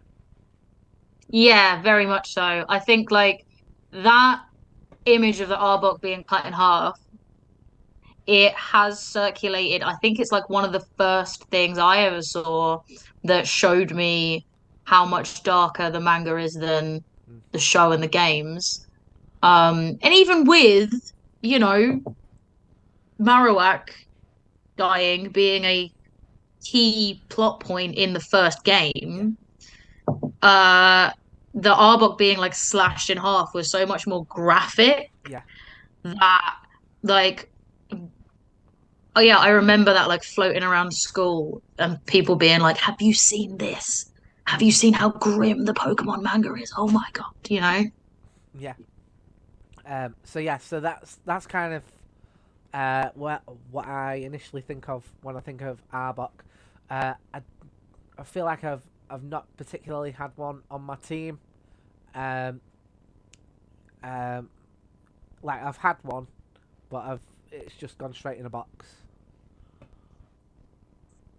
Yeah, I'm the same. But yeah, like I think I don't. Well, I was gonna say I'm not a huge poison type user. Apart from Crobat, if I'm gonna have a poison type on my team, it's gonna be Crobat. Yeah. Uh, I haven't really used Arbok. I've got one in every game because I like to complete the Pokedex, Mm. but that's it. I've never really played competitively with Arbok. Yeah, and I mean, I'm different. Where I've mentioned it on this podcast. Like I like poison type. I think it's like a cool concept. Like it relates to the real world, and I also like the fact that you can like poison. You can poison your enemy, and it like is draining it um, regardless of what your Pokemon does, and even if that Pokemon faints, the poison's still taking effect, unless they like sort it out. But even though I like poison type, even in Gen 1, I think that there are other options. Like, I Yeah. mean, Venusaur is like grass poison type. It's like the Mm-hmm. chances of me swapping out for that is very unlikely. Uh, Vileplume, which has like been one of my Vileplume mains, again. like I think they're good because even in like the first generation when they technically weren't dual type because you'd only get single types in the first generation, the fact that they had such a wide range of both grass and poison type moves made them really useful compared to um Pokemon that do stick to a single type even if they were later given a dual type. mm, Um and yeah, like yeah, Arbok wouldn't be one that I went for if I was even if I was picking from those early generations. yeah, And like, Crobat was introduced in Gen 2 and it's been my partner ever since. Um in Gen 1, I don't know if I've really used poison types much at all. Like, I remember Koga being a fucking beast, Yeah. but I don't really remember. But then again, Gen 1, I played it when I was a very small child and I just had like a behemoth of a over-leveled starter do everything for me. Yeah. Yeah. Same here. I didn't put much thought into strategy that much at the time. Mm, yeah. Uh, like, I mean, and I still do somewhat to this day. Like, I am not that Yeah. keen on at least I wasn't then, and I'm still not now. I wasn't that keen on moves that did not take damage.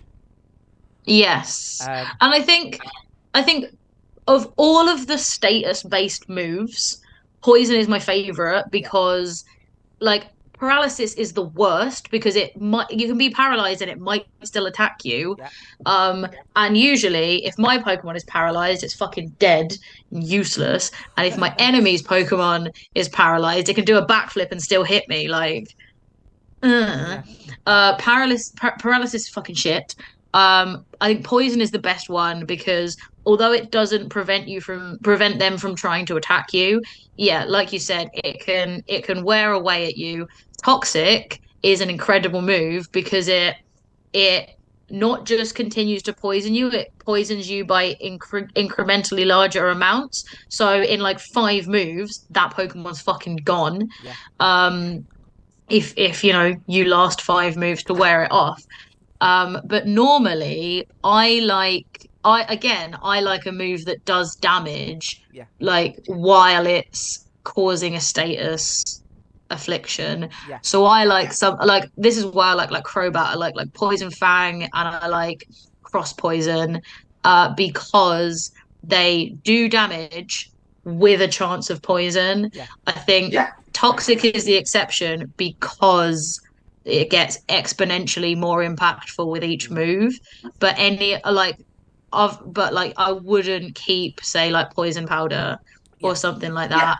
And even at like lower levels, poison sting is pretty good because it's not the strongest move, but it still does damage with the potential for poison. yeah, And I would definitely lean towards one of those yeah, than yeah, something else. yeah. Well, I mean, my personal uh, like attack strategy normally, if I've got a poison, like grass poison type, usually, because I think we're the same where it's like I'd rather have dual types than like single types. It's like why wouldn't I just like double Yeah. up? Um, but I I realize we're gonna get like some way more hardcore like battle fans stumble across this one day and say we're fucking like amateurs for like the extent of our strategy just being typing. yeah, well, what can I say? You know, send all of your hate mail to our Patreon, please. Um, so um, so I like to I've had this method for Bulbasaur. Poison. I want to say poison powder, um, and leech seed, um, followed by and then start using like vine whips, giga drains and stuff like that. So that's how I Yeah. like to do it. I like to poison them so that they've got that chipping away at them, and then me using moves that's also chipping away, but also Yeah. giving like health back. Yeah. I do like that grass types have that. Obviously like Mega Drain, Giga Drain. When Leech Life went from having 30 base attack to 90 base attack, it became such an OP move. Like as a kid, I hated Leech Life because when you were fighting the Zubats, it took well fucking long to kill the Zubats because they kept using Yeah, Leech Life. But when you had a Zubat that you wanted to use, Leech Life was a piece of shit move that yeah, wasn't worth it. Like I don't know how that always fucking happened. But now that Leech Life has gone from one of the weakest moves in the game to one of the strongest moves in the game, and it recovers your HP, Oh my God, my Crobat's keeping leech life finally. Mm. I mean, I, I've been in that situation. I feel like across loads of games, and it's like the thing that's used against you will be absolutely tanked once you get it. Yeah. Um, I mean, you probably come across that more so than me. You liking Crobats, um, hmm whereas That's yeah. I feel like with a lot of Pokemon, even if I'm like, oh, I'm gonna try and mix it up this time, if their learn set at low levels is not good, I'll end up using something else until they've leveled up a bit, and then I won't want to use them because I'm accustomed to using something else. Like I did a playthrough of something, Let's Go Eevee, where I was like, I haven't used Fearow very much. I always default to Pidgeot because Pidgey has a better learn set, so I'm going to try and use Fearow this time. yeah, And I didn't. I still ended up defaulting to Pidgey because Pidgey had a better learn set at a younger age. And I was like, it's fine. I'll switch it out later. And I didn't want to because I'd connected with that Pidgey. mm, And I think the one Pokemon I actually stick with it with is Crobat, because I have that connection to it, yeah, because I'm a sentimental silly. And like I do end up like waiting for a Zubat to evolve to Golbat before I really start using it on things. But I think the reason it didn't piss me off is because it evolves at a low enough level and starts getting good moves that you can usually catch Zubat quite early on in the game. By the time it's a Golbat yeah, and by the time it has good moves, you don't necessarily have another poison option yet, yeah. unless you're sticking with a bug. And because it's also flying type, it then frees up two spaces instead of having a bug and a flying type, Mm, to get those two uh types on your team. yeah, Or yeah. yeah. I And you mean, get stabbed with poison type moves, which you don't get if you're using them from a Weedle or Beedrill yeah. or however far in your evolution you are. I mean, I've had that. I've had that issue. When when you go to like a new region and you go, okay, like I like to use the different Pokemon from that region really. Yeah. But then like in Scarlet and Violet, um, I've caught a Jigglypuff and I've caught a Mareep, and these Yep. are two Pokemon that I really like and know quite well. Yeah. And particularly Mareep. It's like Ampharos. I think is an absolute beast of a Pokemon, and it's like come on, like incentivize me to like use one of like Gen 9's electric types, because at Yeah. the minute it's like To- am I just gonna yeah, be no, I using get this that. Ampharos till the end now?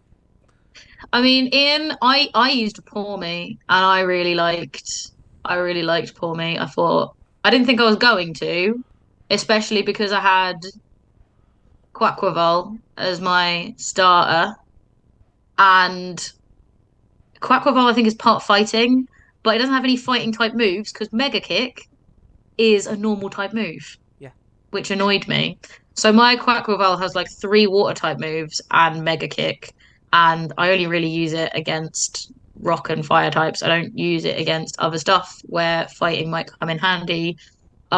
And then the second Pokemon on my team was a Pawmi, which is also fighting type, and I was like, I've got two fighting types. I don't like overlapping on, and even then, Pawmi has one fighting type move and a ground type move, and I mm, use it for the ground type move a lot more than I use it for other stuff.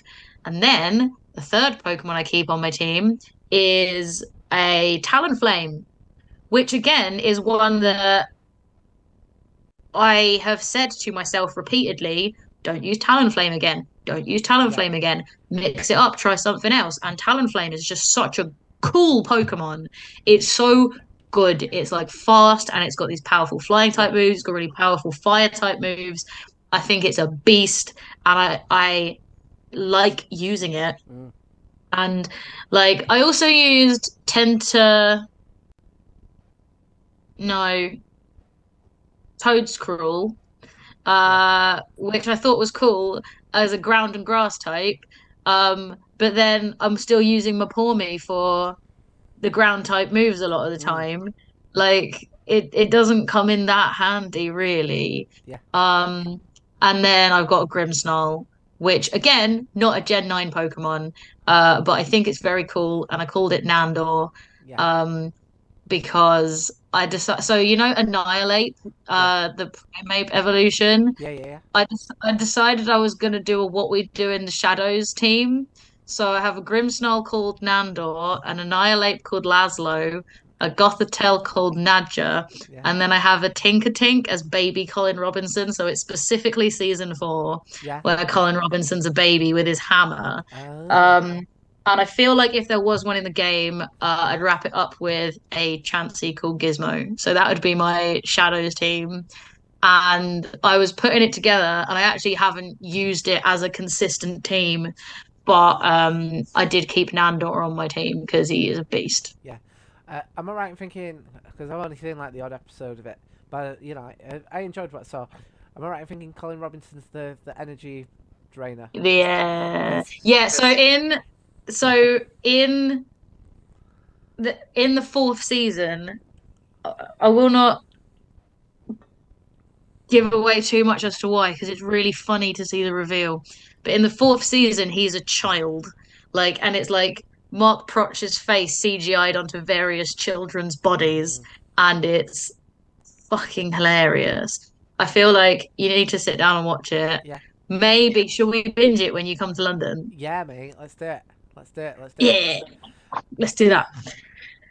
Um, I will make you watch all 5 seasons in however small handful of days you're here. uh, well, yes, I'm very much looking forward to. I'm very much looking forward to being down in London because, in addition to doing the show, it will probably be my first time that I've not had that I've. I'm predicting it'll be almost like a bit of a holiday, and it'll be the first time that I've felt like I've been able to have a little bit of a break since and like hang out and do cool stuff since July. So I'm really I can definitely feel myself flagging now. Um, but yes, I would very much enjoy uh, me and you just chilling on a sofa for I don't know 25 hours because I feel like that will be the amount of time that my brain needs to switch off. That sounds like a fucking vibe, mate. Yeah, mate. And you never know. I feel like if possible, we could maybe do a stream on one of those Yeah, days. yeah, yeah, 100%. Not one of these, but just like a stream doing something cool. Um, Yeah, yeah. yeah. Um, so We should, shall we play the Scarlet DLC together? And oh then yeah, we'll fucking, we'll, I can point out everything I fucking hate about it. I'll just sit there and be a really annoying bitch the whole time. not possible, mate. Not possible. Uh, well, should we have a look at the dex entries? Yeah, let's do that. Right, let's do it. Okay, here's Arbok. I feel like that there is the classic. Like I want to say that's like the Kanto markings on the. Yes. Those are the OG Arbok markings. Yeah, Those are the ones that I think, those of us who were introduced to Arbok with Jesse in the first generation, those are the ones that we think of first. yeah. Yeah. I say what I think has been interesting so far is that Arbok is I feel like has not only been integral to the series enough that we've been able to speak about it so much, but also that we've not really mentioned Jesse's Arbok at all at this point. Yeah, that is true. And I feel like Jesse's Arbok was really important to the series Mm, because it was there every episode. But I don't remember any big emotional beats with Jesse's Arbok apart from when she gives it up. yeah, so I think it was just kind of there doing her bidding. yeah, yeah. Well, I feel like once they evolve, I feel um, like Weezing is the one that seems to get the personality arc. Yeah. Uh, um, Yes, definitely. and maybe it's partly Um, to do with the voice actor. I don't know about yourself, but I prefer James to Jesse as far as the villains are concerned. Um, I mean, James is a little like, well, James. I don't love his backstory. Jesse has a more sympathetic backstory, but she's a less sympathetic character, you know? mm, And James is like a privileged shithead. Uh, who, don't get me wrong, there's emotional beats, but I empathize less.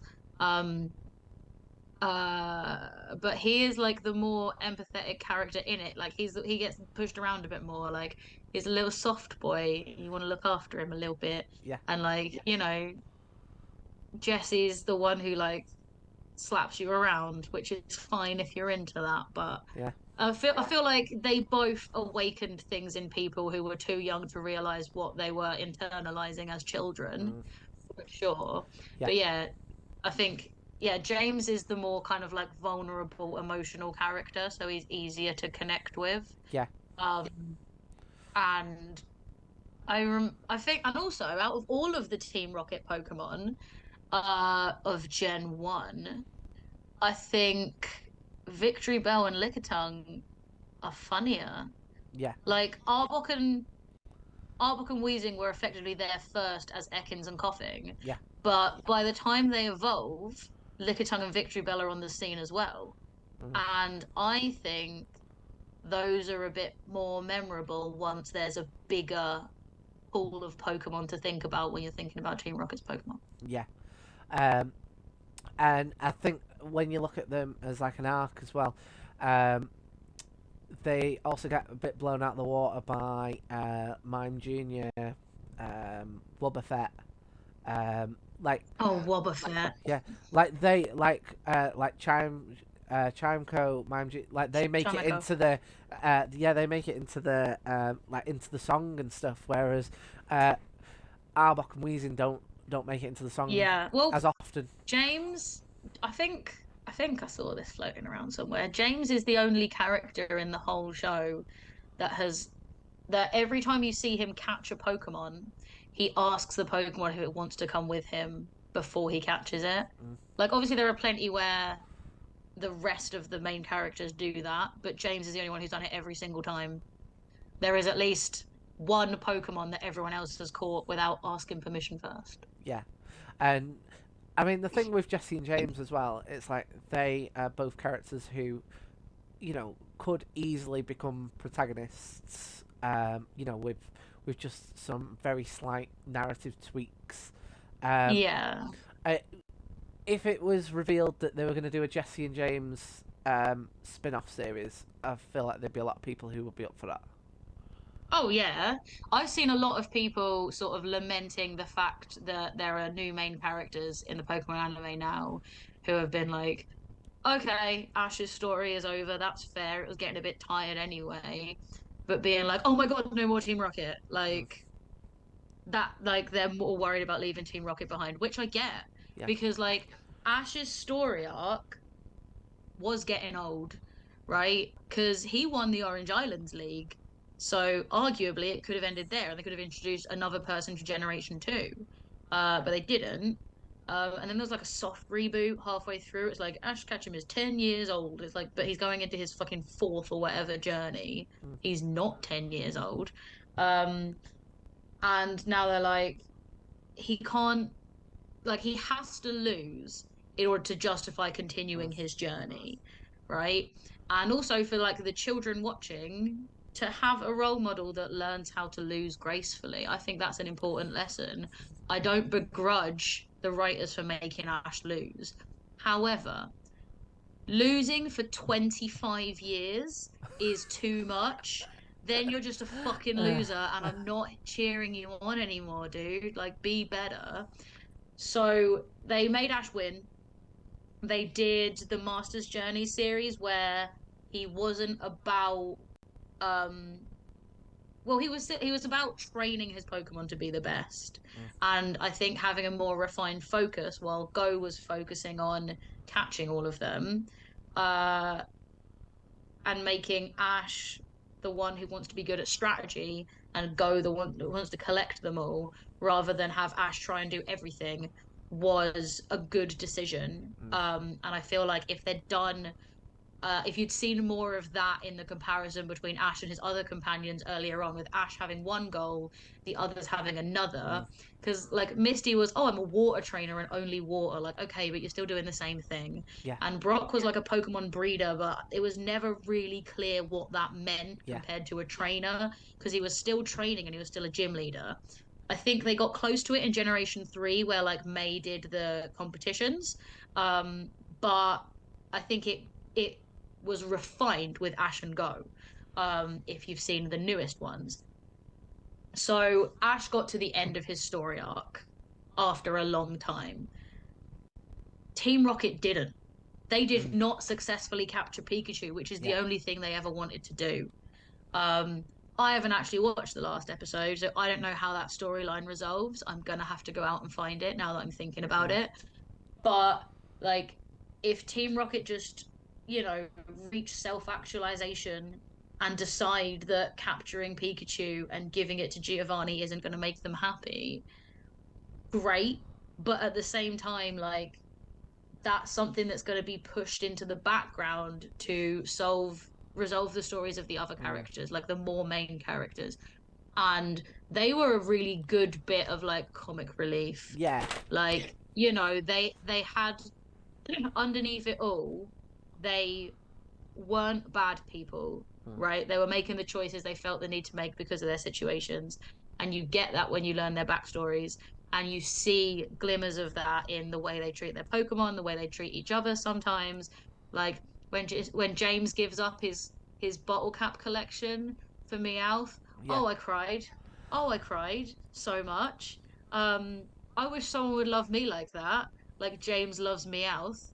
Um, and like, how in all of the like big ticket, like in the films, the Mm. big ticket world ending things, they always come through and they're on the right side of history, even if they don't get the appreciation for it because they did their bit in the background.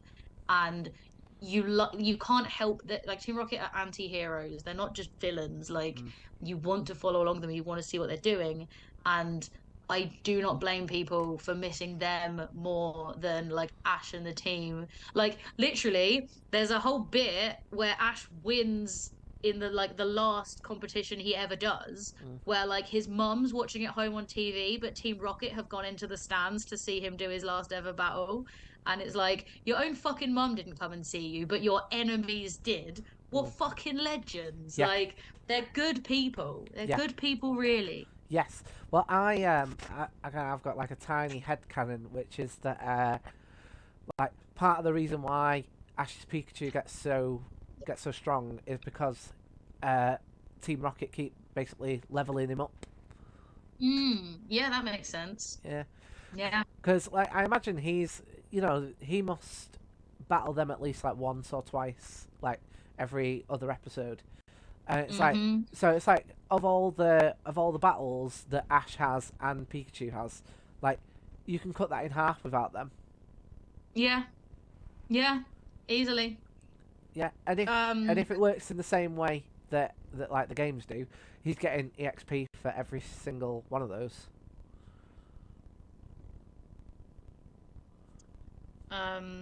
yeah, no, Yeah, I think you're absolutely right. yeah, And I think yeah, I think I like these ones where we get to talk about Team Rocket a bit more because they're very cool. I think Team yeah, Rocket are punk as well. Like, Team Rocket are like give no fucks, yeah. gender bending, outsiders, and I can't imagine like why anyone I know would identify with that. The same here, the same here. I don't know why I'd relate to James as the little soft boy that he is. I Uh, do love that there's just absolutely no So the bit where like Jesse's in the ringmaster costume and James is in the tutu. I love that there's just like absolutely no question that that's how they're going to dress. Yeah, There's no like, oh, which one's going to be in the pretty dress? Like, obviously it's James. And like, it's not challenged. It's not even seen as something to poke fun at, which is yeah, a big thing in the 90s. It was just that's how they want to be. And they fucking nail it every single yeah, they time. do. Like, Uh, I think there was one where they were doing like a Queen Marie Antoinette vibe, and like they'd tried the artwork of the dress they wanted and were just like, it looks so much better on James. We can't justify putting it on Jesse when it looks so much better on James. uh, and that's just the way it is. Some boys look good in Hmm. dresses. So be it. Yeah, I feel like there are lots of things about James that are still like traditionally masculine, and things about Jesse that are traditionally feminine, but neither of them are afraid to embrace the other end of their personality, Yeah, which like is more than you can say for Ash. yeah. Look at the way he approached Erica's gym, like a little pig. Ah! There we go. This is how Ash Ketchum gets cancelled. Ah, Right. yeah. Anyway, Arbok's Pokedex entries, which we said we were going to do about 20 minutes ago. Yes. Honestly, we mentioned this on loads of the episodes, but like before the episodes, we're normally like, yeah, this one won't take very long, and here we are, X amount of hours later. Do you remember when we first came up with this concept and we because we did the Pokemon deep dive on Social Distance Warriors, and then we went, hey, let's do another episode where we just go through them Pokemon by Pokemon and talk about our hot takes. And we thought we would get through every Pokemon in one day. Yeah. Before, oh, some we'll have a little chat about, and some we won't really say much. There is literally not a single Pokemon we haven't waffled on for fucking ages. But that's we know that that's what our listeners and watchers love about this channel. So We know what we're like now. we We know we can't be trusted to keep it concise. yeah we're basically this podcast is becoming an advert for ADHD medication. Oh, it is, isn't it? Right, and on that note, we've got Pokemon Red and Green, which is another one where it is translated and is put back Oh, into Fire Red. So let's see if this can live up to the hype. It is rumoured that the ferocious warning markings on its belly differ from area to area. Oh, so they'd already seeded that, like, in the very first generation. yeah, yeah, yeah. And then Yellow goes on to elaborate. The frightening patterns on its belly have been studied. 6 variations have been confirmed. Ah, So in Gen 1, there were 6 that were known of. And obviously that then progresses through the generations. We're sticking with the frightening pattern for Stadium. If it encounters an enemy, it raises its head, intimidating the opponent with the frightening pattern on its body. I like that. That gives us a bit more context on how the pattern is used rather than there just is one. yeah. Well, Stadium Professor's pulling his finger out. my thoughts is because we know what Stadium Professor's like now. I feel like that Hmm. Arbok viewed Stadium Professor as the enemy. Yeah, maybe, maybe. I think he was on his best behavior when he wrote this one, but I feel like he probably had the most experience with an Arbok like rearing up and baring its chest at him. Because Going, I don't know, maybe he fed Arbok babies to someone else. Who knows? yeah. Well, we know that he's up for anything. Feeding the Spearow babies, yeah. Probably going. All right. Are you gonna call me fucking Stubby? Um, so gold again gives us more context. Transfixing prey with the face-like pattern on its belly, it binds and poisons the frightened victim. I love that there's like no ambiguity. Like everything that comes near an Arbok is fucking terrified. Yeah. And again, I feel like this is more detail. Like I feel like Stadium Professor has been threatened Mm. by the Arbok in his care, but Gold Professor has actually watched an Arbok deal with like prey in the wild. Like Yeah. those are the contrasting attitudes I'm getting from these Yeah. different entries. Am I right in thinking that one of our box moves is Scary Face? Yeah. So It's that's got like, scary face glare, all those ones that mean look, all those ones that are based on like looking scary. yeah. So this is all linked to the face pattern, Yeah. and I also like the transfixing. As if it's got like a hypnotic quality to it. Mm. I feel like that's where I was thinking about the Jafar Cobra Mm. staff because that had hypnotic powers. Yeah. Yeah.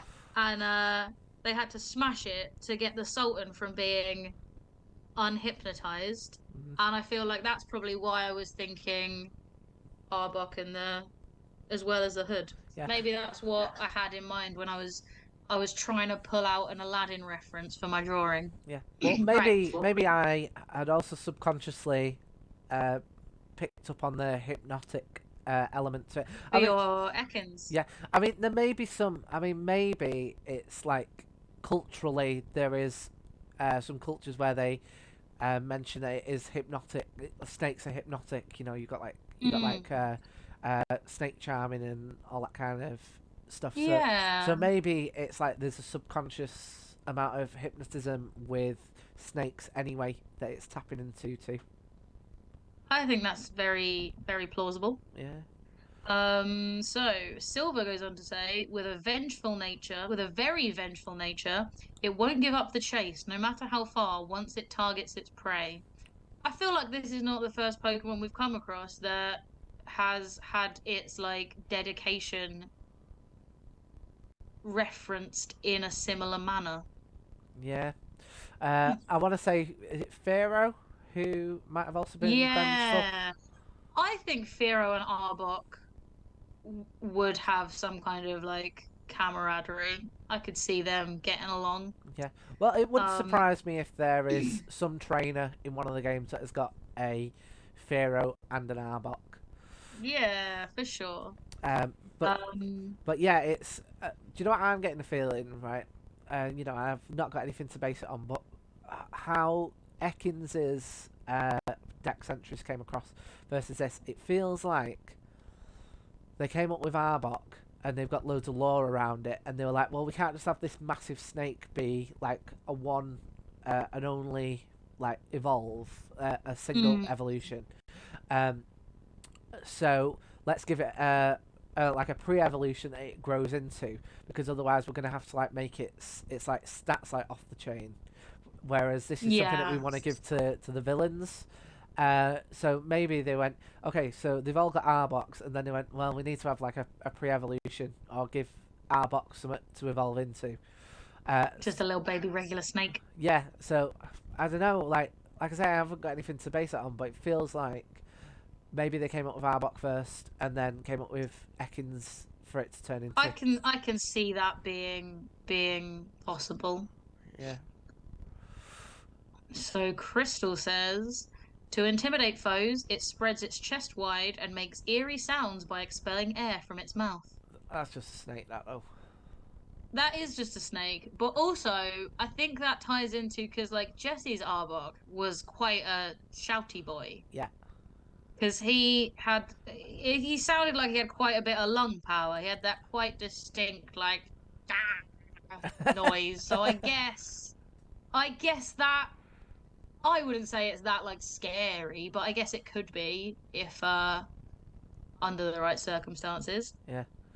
Well, let's Um, see what Stadium Professor Two's up to. Same as gold. Stadium 2 is a copy in someone's work. God, I Oh, preferred it back when he was cracking open metapods. yeah. Uh, Ruby, Sapphire, and Emerald, we're back onto the dick swinging, which is always my favorite bit of these entries. yeah, This Pokemon is terrifically strong in order to constrict things with its body. It can even flatten steel oil drums. Once Arbok wraps its body around its foe, escaping its crunching embrace is impossible. that feels like That, something. That feels like something that they told, because we know that he's a furry. We know that he, you yeah. know, oh, beautiful plumage. I imagine that is something that they were told so that it's like, no, you don't want to be sticking an Arbok all over yourself. Generation 3. Yeah, well, like the language of it's terrifically strong, Yeah. right? It's not like horrifically strong or ferociously or terrifyingly. It's terrific, which is usually a positive. I think someone's got like a compression kink. Yeah, yeah, I reckon furry professors like found a way to be horny for Arbok. yeah. Oh, totally. Like this whole it can, like the only reason why Generation Three Professor wasn't taking all their clothes off is because it was wrapping up around steel drums, and it's like I bet I'd just admire from afar. Death grip Arbok. uh, I mean that is an issue, that isn't it? Do you have the death grip from spending too much time on PokeHub and having Arbok sliver all over you? Maybe you need some relationship therapy. I'm not proud of myself, but I've done it now. That's what Generation 3 professor said. Um, why is this lab all sticky? Never mind. Never mind. Why is that steel drum flattened? Never mind. It don't matter. Why have you got that ball gag in your mouth? Never mind. Pokeball gag. Oh, very good, very good. Okay. All right. So Fire Red, this is the one that was originally in Japanese. The pattern on its belly appears to be a frightening face. Weak foes will flee at the sight of the pattern. I think that Because that makes sense. Ties into intimidate yeah, as a because yeah. because they're using that Pokeball gag. I'm just like my mind has just immediately gone to like all the ball puns now. That's on you, that mate. That is on you. Is it on me? It is, Is yeah. it on me? Pokeball torture. Uh, Hey! uh, uh, Master Ball. I'm just. Gen 3 Professor is an absolute honourable bastard. Deviant. Yeah, he is an absolute. He's an absolute. No wonder they didn't bring him back for Generation 4. Maybe that's the reason why Gen 4 is like so. Like, we found it to be like quite repetitious. Maybe it's because like Gen 4 they were like we can't go back to Gen 3 Professor. We've got to get another fucking professor. This was too horny. Just get Gen 2 Professor back, please, for the love of God. uh, Leaf Green goes back to it is rumored that the ferocious warning markings differ from area to area.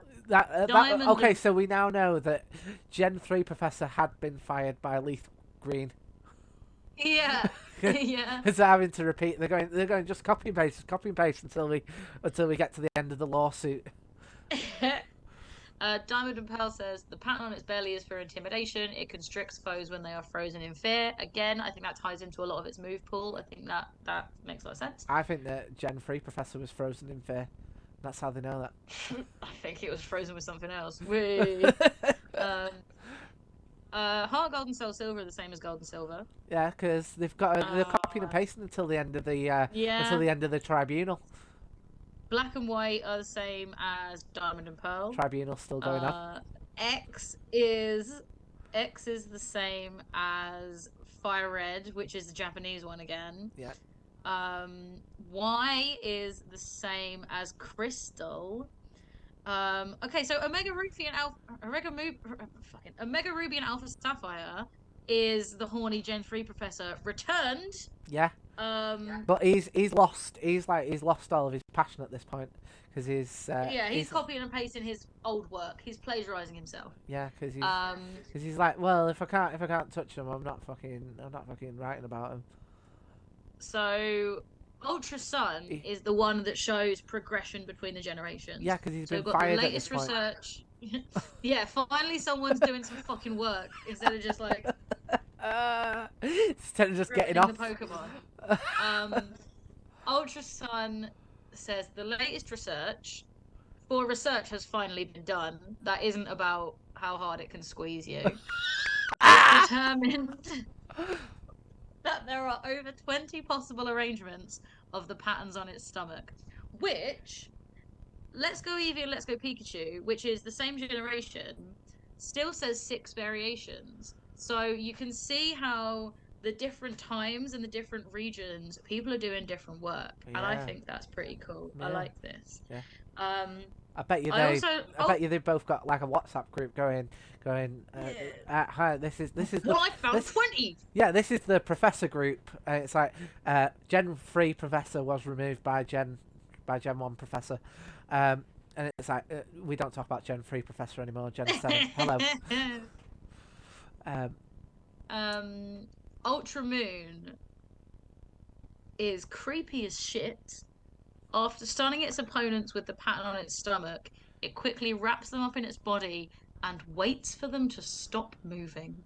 yeah, that's That's that's that is a graphic description. yeah, Diamond and Pearl, Brilliant Diamond and Shining Pearl goes back to the same as Diamond and Pearl. Scarlet goes back to Fire Red. Violet goes back briefly to its vengeful nature, but instead of saying its vengeful nature, it says it's very tenacious, and then goes on about how it won't give up the chase. So yeah, we're copying and pasting yeah. again, but yeah, I do feel like yeah, Gen 3 professor threw a fucking horny spanner into the works on Oh that yeah, one. oh yeah. They, Uh, we are on to you, Gen 3 professor, and I'm glad that we're doing this podcast just to see the absolute vileness of your work. Something got that I have fucking eyes on noticed. you. Yeah, all eyes on you indeed. You're fucking ripping open metapods, feeding, fucking stealing eggs and getting naked and allowing Arboks to crush you. Hidden in plain sight. Um, my question, although off track slightly, um, you'll probably know what this is. Kitakami, is that the name of the new region? That is the name of the island that you visit on the New Regions DLC. Okay, okay. So that was the first thing that I wanted to ask, and then the second thing I wanted to ask is, so it's got 19 next to it, and we know from us doing this podcast, it's actually Pokemon number 24. So does the Well, that'll Kitakami be in the Dex? Kitakami Pokedex. So in each so when you look at the different dex entries, it tells you where in that specific Pokedex. So like it's 24 in total, but obviously if you're looking at say like a Sinnoh Pokedex, Yeah, like Bulbasaur isn't number 1, yeah, but it is in the Kanto Pokedex. It's the same. It's in specific order of that region where it appears. yes. Well, the thing that I thought was like, it's just odd that they've bumped it up like 5 spaces. So I was like, when I saw Kitakami, and then I was like, okay, so that must be basically the Kanto Dex. But if it's 19, then it's Mm. not the Kanto Dex. It's not like the first Pokemon you come across are Yanma and Poochyena, so it's a mishmash of different Ah, generations. well, and is it all the big hitters? Yeah, there are some there are some big hitters, and there are some that just sort of like fade into the background. Oh, well, there you go. Yeah, Yeah. I did like Sinister and Poltergeist, but for all the same reasons, I liked Sinistea and Poltergeist. Yeah, All the same reasons. yeah. Great puns. Wasn't a different enough Pokemon to justify introducing it so soon after Sinistea and Poltergeist, I don't think. Yeah. But I do like those Pokemon because I'm easily pleased. Uh, I am what's the word? Dead inside. So I am not as easily pleased. You don't like a little T-pun ghosty boy. Well, I don't like. Right now, this might be the thing that gets me fired from my own podcast. Uh, I I don't really like drinking tea. Oh my gosh. I know, I know. It was one of those things where when I was younger, it always struck me as like something that like older people did, And then I remember when I was in school, people would be drinking like cups of tea, like 13-year-olds drinking cups of tea, and I always thought it was really, I still thought it was odd. Um, I uh, feel like it's less odd than 13-year-old drinking coffee, which is what they do now. is that what they do? I don't know. I Yeah, don't like know. you get teenagers popping into Starbucks. I'm like, why do you need that much caffeine? You already have all the energy you're ever gonna have. That's true. That is true. I mean, I do. I am fond of an energy drink, and I was even back then. Oh, you're 12, Tom. You are 12 years old. Do you know what? Right, I remember when I used to work in retail. So I'd have been about 17 or yeah, 18 when this happened. I remember my drinking energy drinks got to the point where in one shift, I had 1 8-hour shift. I drank 10 like relentless cans. How are you alive? I don't know. I don't know. It wouldn't surprise me if this podcast isn't really happening, and this is just me foaming at You're the mouth. hallucinating all of Yeah, this. as an 18-year-old on a shop floor right now. Um, but should we have a look at the smog on? Let's have a look at some smog on. Okie doke. So, okay. So it's untiered, unlike Ekans, which actually made its way into the little cup. I really like the animation that they've used here. I think that's pretty cool. I feel like that's got better animation than the Ekans had. Got Hmm. high attack. Well, medium, decent attack, and somewhat decent speed. HP's not great. You'd have thought it'd be a tiny bit more of a heavy hitter. But okay stats, but obviously not enough to get it to be used competitively, which I do. I mean, Yeah. we've mentioned it on this podcast before. I think a lot of the two-stage Pokemon do struggle with that. I think. Yeah. And I think Arbok is one of those unique ones where it's got a pretty distinct move pool that is designed for strategic use. Yeah. Like, if you're just smashing your way through the game, you're not going to use an Arbok, but it does have a move pool that is designed for like setting up a big payoff. Yeah. Because, if you have like stockpile and swallow and spit up, and your Arbok is enough of a tank that it can withstand a few hits, which obviously it doesn't have the best HP, so you need to know how to use it. That move set is very specifically designed to be one that you plot in advance. So I feel like it'd probably do better in like double or even triple battles where it's got something supporting it Yeah. in order to make the best most effective use of those options. But yeah, I feel like using it on its own, it just isn't powerful enough to um like be worth using in a lot of situations. I think if you love Arbok, if Arbok is your favorite, if you really bonded with Jesse's one originally and now you always want it on your team, you will find um a way to use it. But those options available to you aren't enough to convince someone to use it if they didn't really want to. Yeah. I think so. Looking at this screen, it's also making me go. Two thoughts have popped into my head. First of all, that it's single type poison. I'm surprised that when they went back and like retyped some of them that they didn't go for poison dark type. I feel like that would have Yeah. I feel like that would have suited it quite well. But also when I think about like Weezing, because Weezing got like variants, and other Pokemon have been given additional evolutions. I'm surprised that Arbok has not been given the same Yeah. almost reformatting. Yeah, I think if there was like a version of the game where you could catch, how like Spinder is every single Spinder looks different. Yeah, I feel like if there was a game somewhere where you could catch all the different patterned Arboks, I think that was really cool. yeah, Yeah, that'd be pretty sick. Or they sometimes do that where you can like trade them in, like Yeah, in the game and get the other but then variants. because it's not like a variant with like a new type or a distinctly new look, I think they probably wouldn't do that.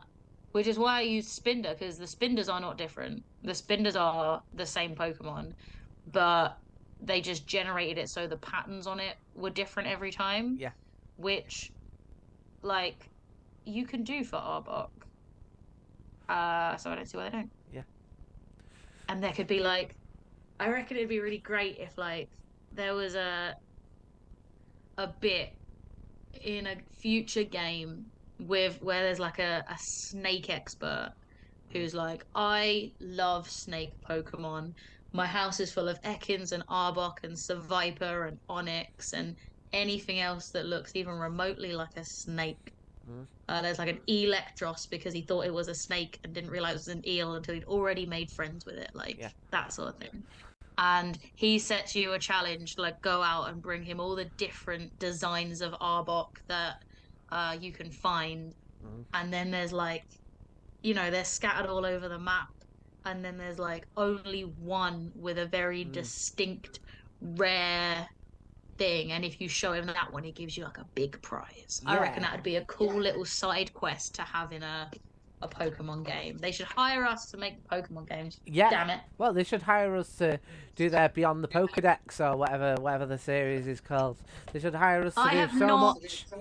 seen or heard anything else about that show since the first one where we were all like, oh, it's taking our bit, and it was shit. Mm.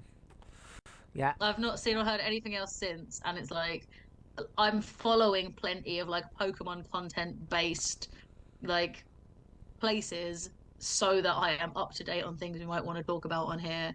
Haven't heard a fucking thing about that show. yeah. That's the kind of longevity that listening to the Talking Trubbish podcast gives you. I mean, we're already in series 2, soon to be series 200. So Yeah. keep on listening in. I got two thoughts that pops up while she was telling me that. First of all, you know how you like to have a living dex, and aim to collect all the Pokedex, whereas I don't have the patience for that. And I've only ever, well, yeah, I have to be honest with myself. I will never ever catch them all. Um, but Hey, I was working on a living shiny dex for Alpha Sapphire, and I was doing pretty good. well, that's what I was gonna ask you. So my first Yeah, question is when you are creating your living dexes, does it include variants? Do you have it different? does, yes. So do you have different Arboks as part of your living dex? If I can find them, I don't know if there's been a game where you can get lots of different ones yet. So does that mean that you have to like trade on? You have to trade in. Yeah, like I definitely would try and get all of the Arboks that were available. Yeah.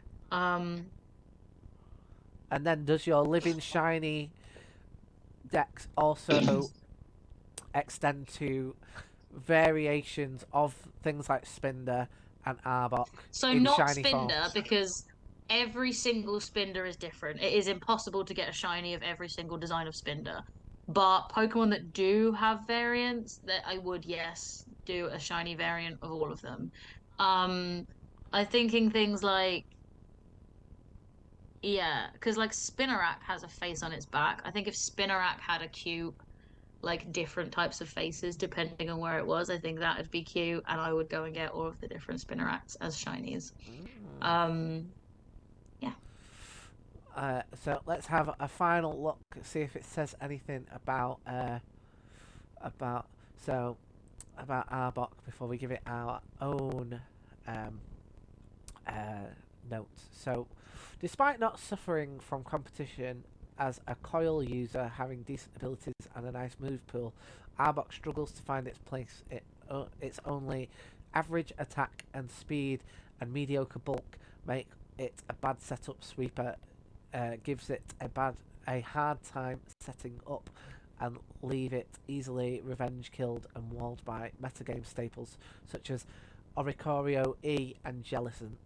So it looks like Yeah. it's been just one of those ones that you probably would not, unless you were, like what you're saying, Yeah. particularly If you've attached. got a personal emotional connection to it, you'll play with Arbok, much like Gen 3 Professor did. Yeah, yeah. However, if not, it does get pushed aside for other options, unfortunately, which is a shame because I do think of it as like a fundamental part of kind of my early memories of Pokemon, Mm, but I don't play with it either. I can't blame other people for not playing with it. no. So, do you have a Talking Trubbish rating? I think I'm going to stick with a 5 for Arbok because while it doesn't have the emotional insight that Ekans did, it does have better quality Pokedex entries. So I Yeah, think that balances out the difference. yeah. I say I'm actually going to give it a 6. Okay. Because I felt like it did much better than Ekans did in terms of uh, memor um, um, in terms of the variations, in terms of the lore. I feel like it's a bigger staple in the early anime. Although it's not quite as big of a staple as Weezing and Victory Bell.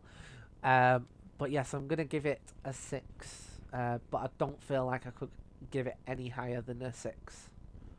I think that's valid. Yeah. I think that's valid. Right, All right. right. Should we bring it on home? Let's do that. Oh, Thank you to everyone who spent this evening with us. yes. I've had a lovely time and I hope you have too. Come to our shows, listen to our music, Yeah. and uh, can tell your friends about how fucking good this podcast is, and get everyone you know to roast Gen 3 Professor with us. I agree, and we've got the Pikachu episode next, so be there or be square in a separate location. Eh. Right.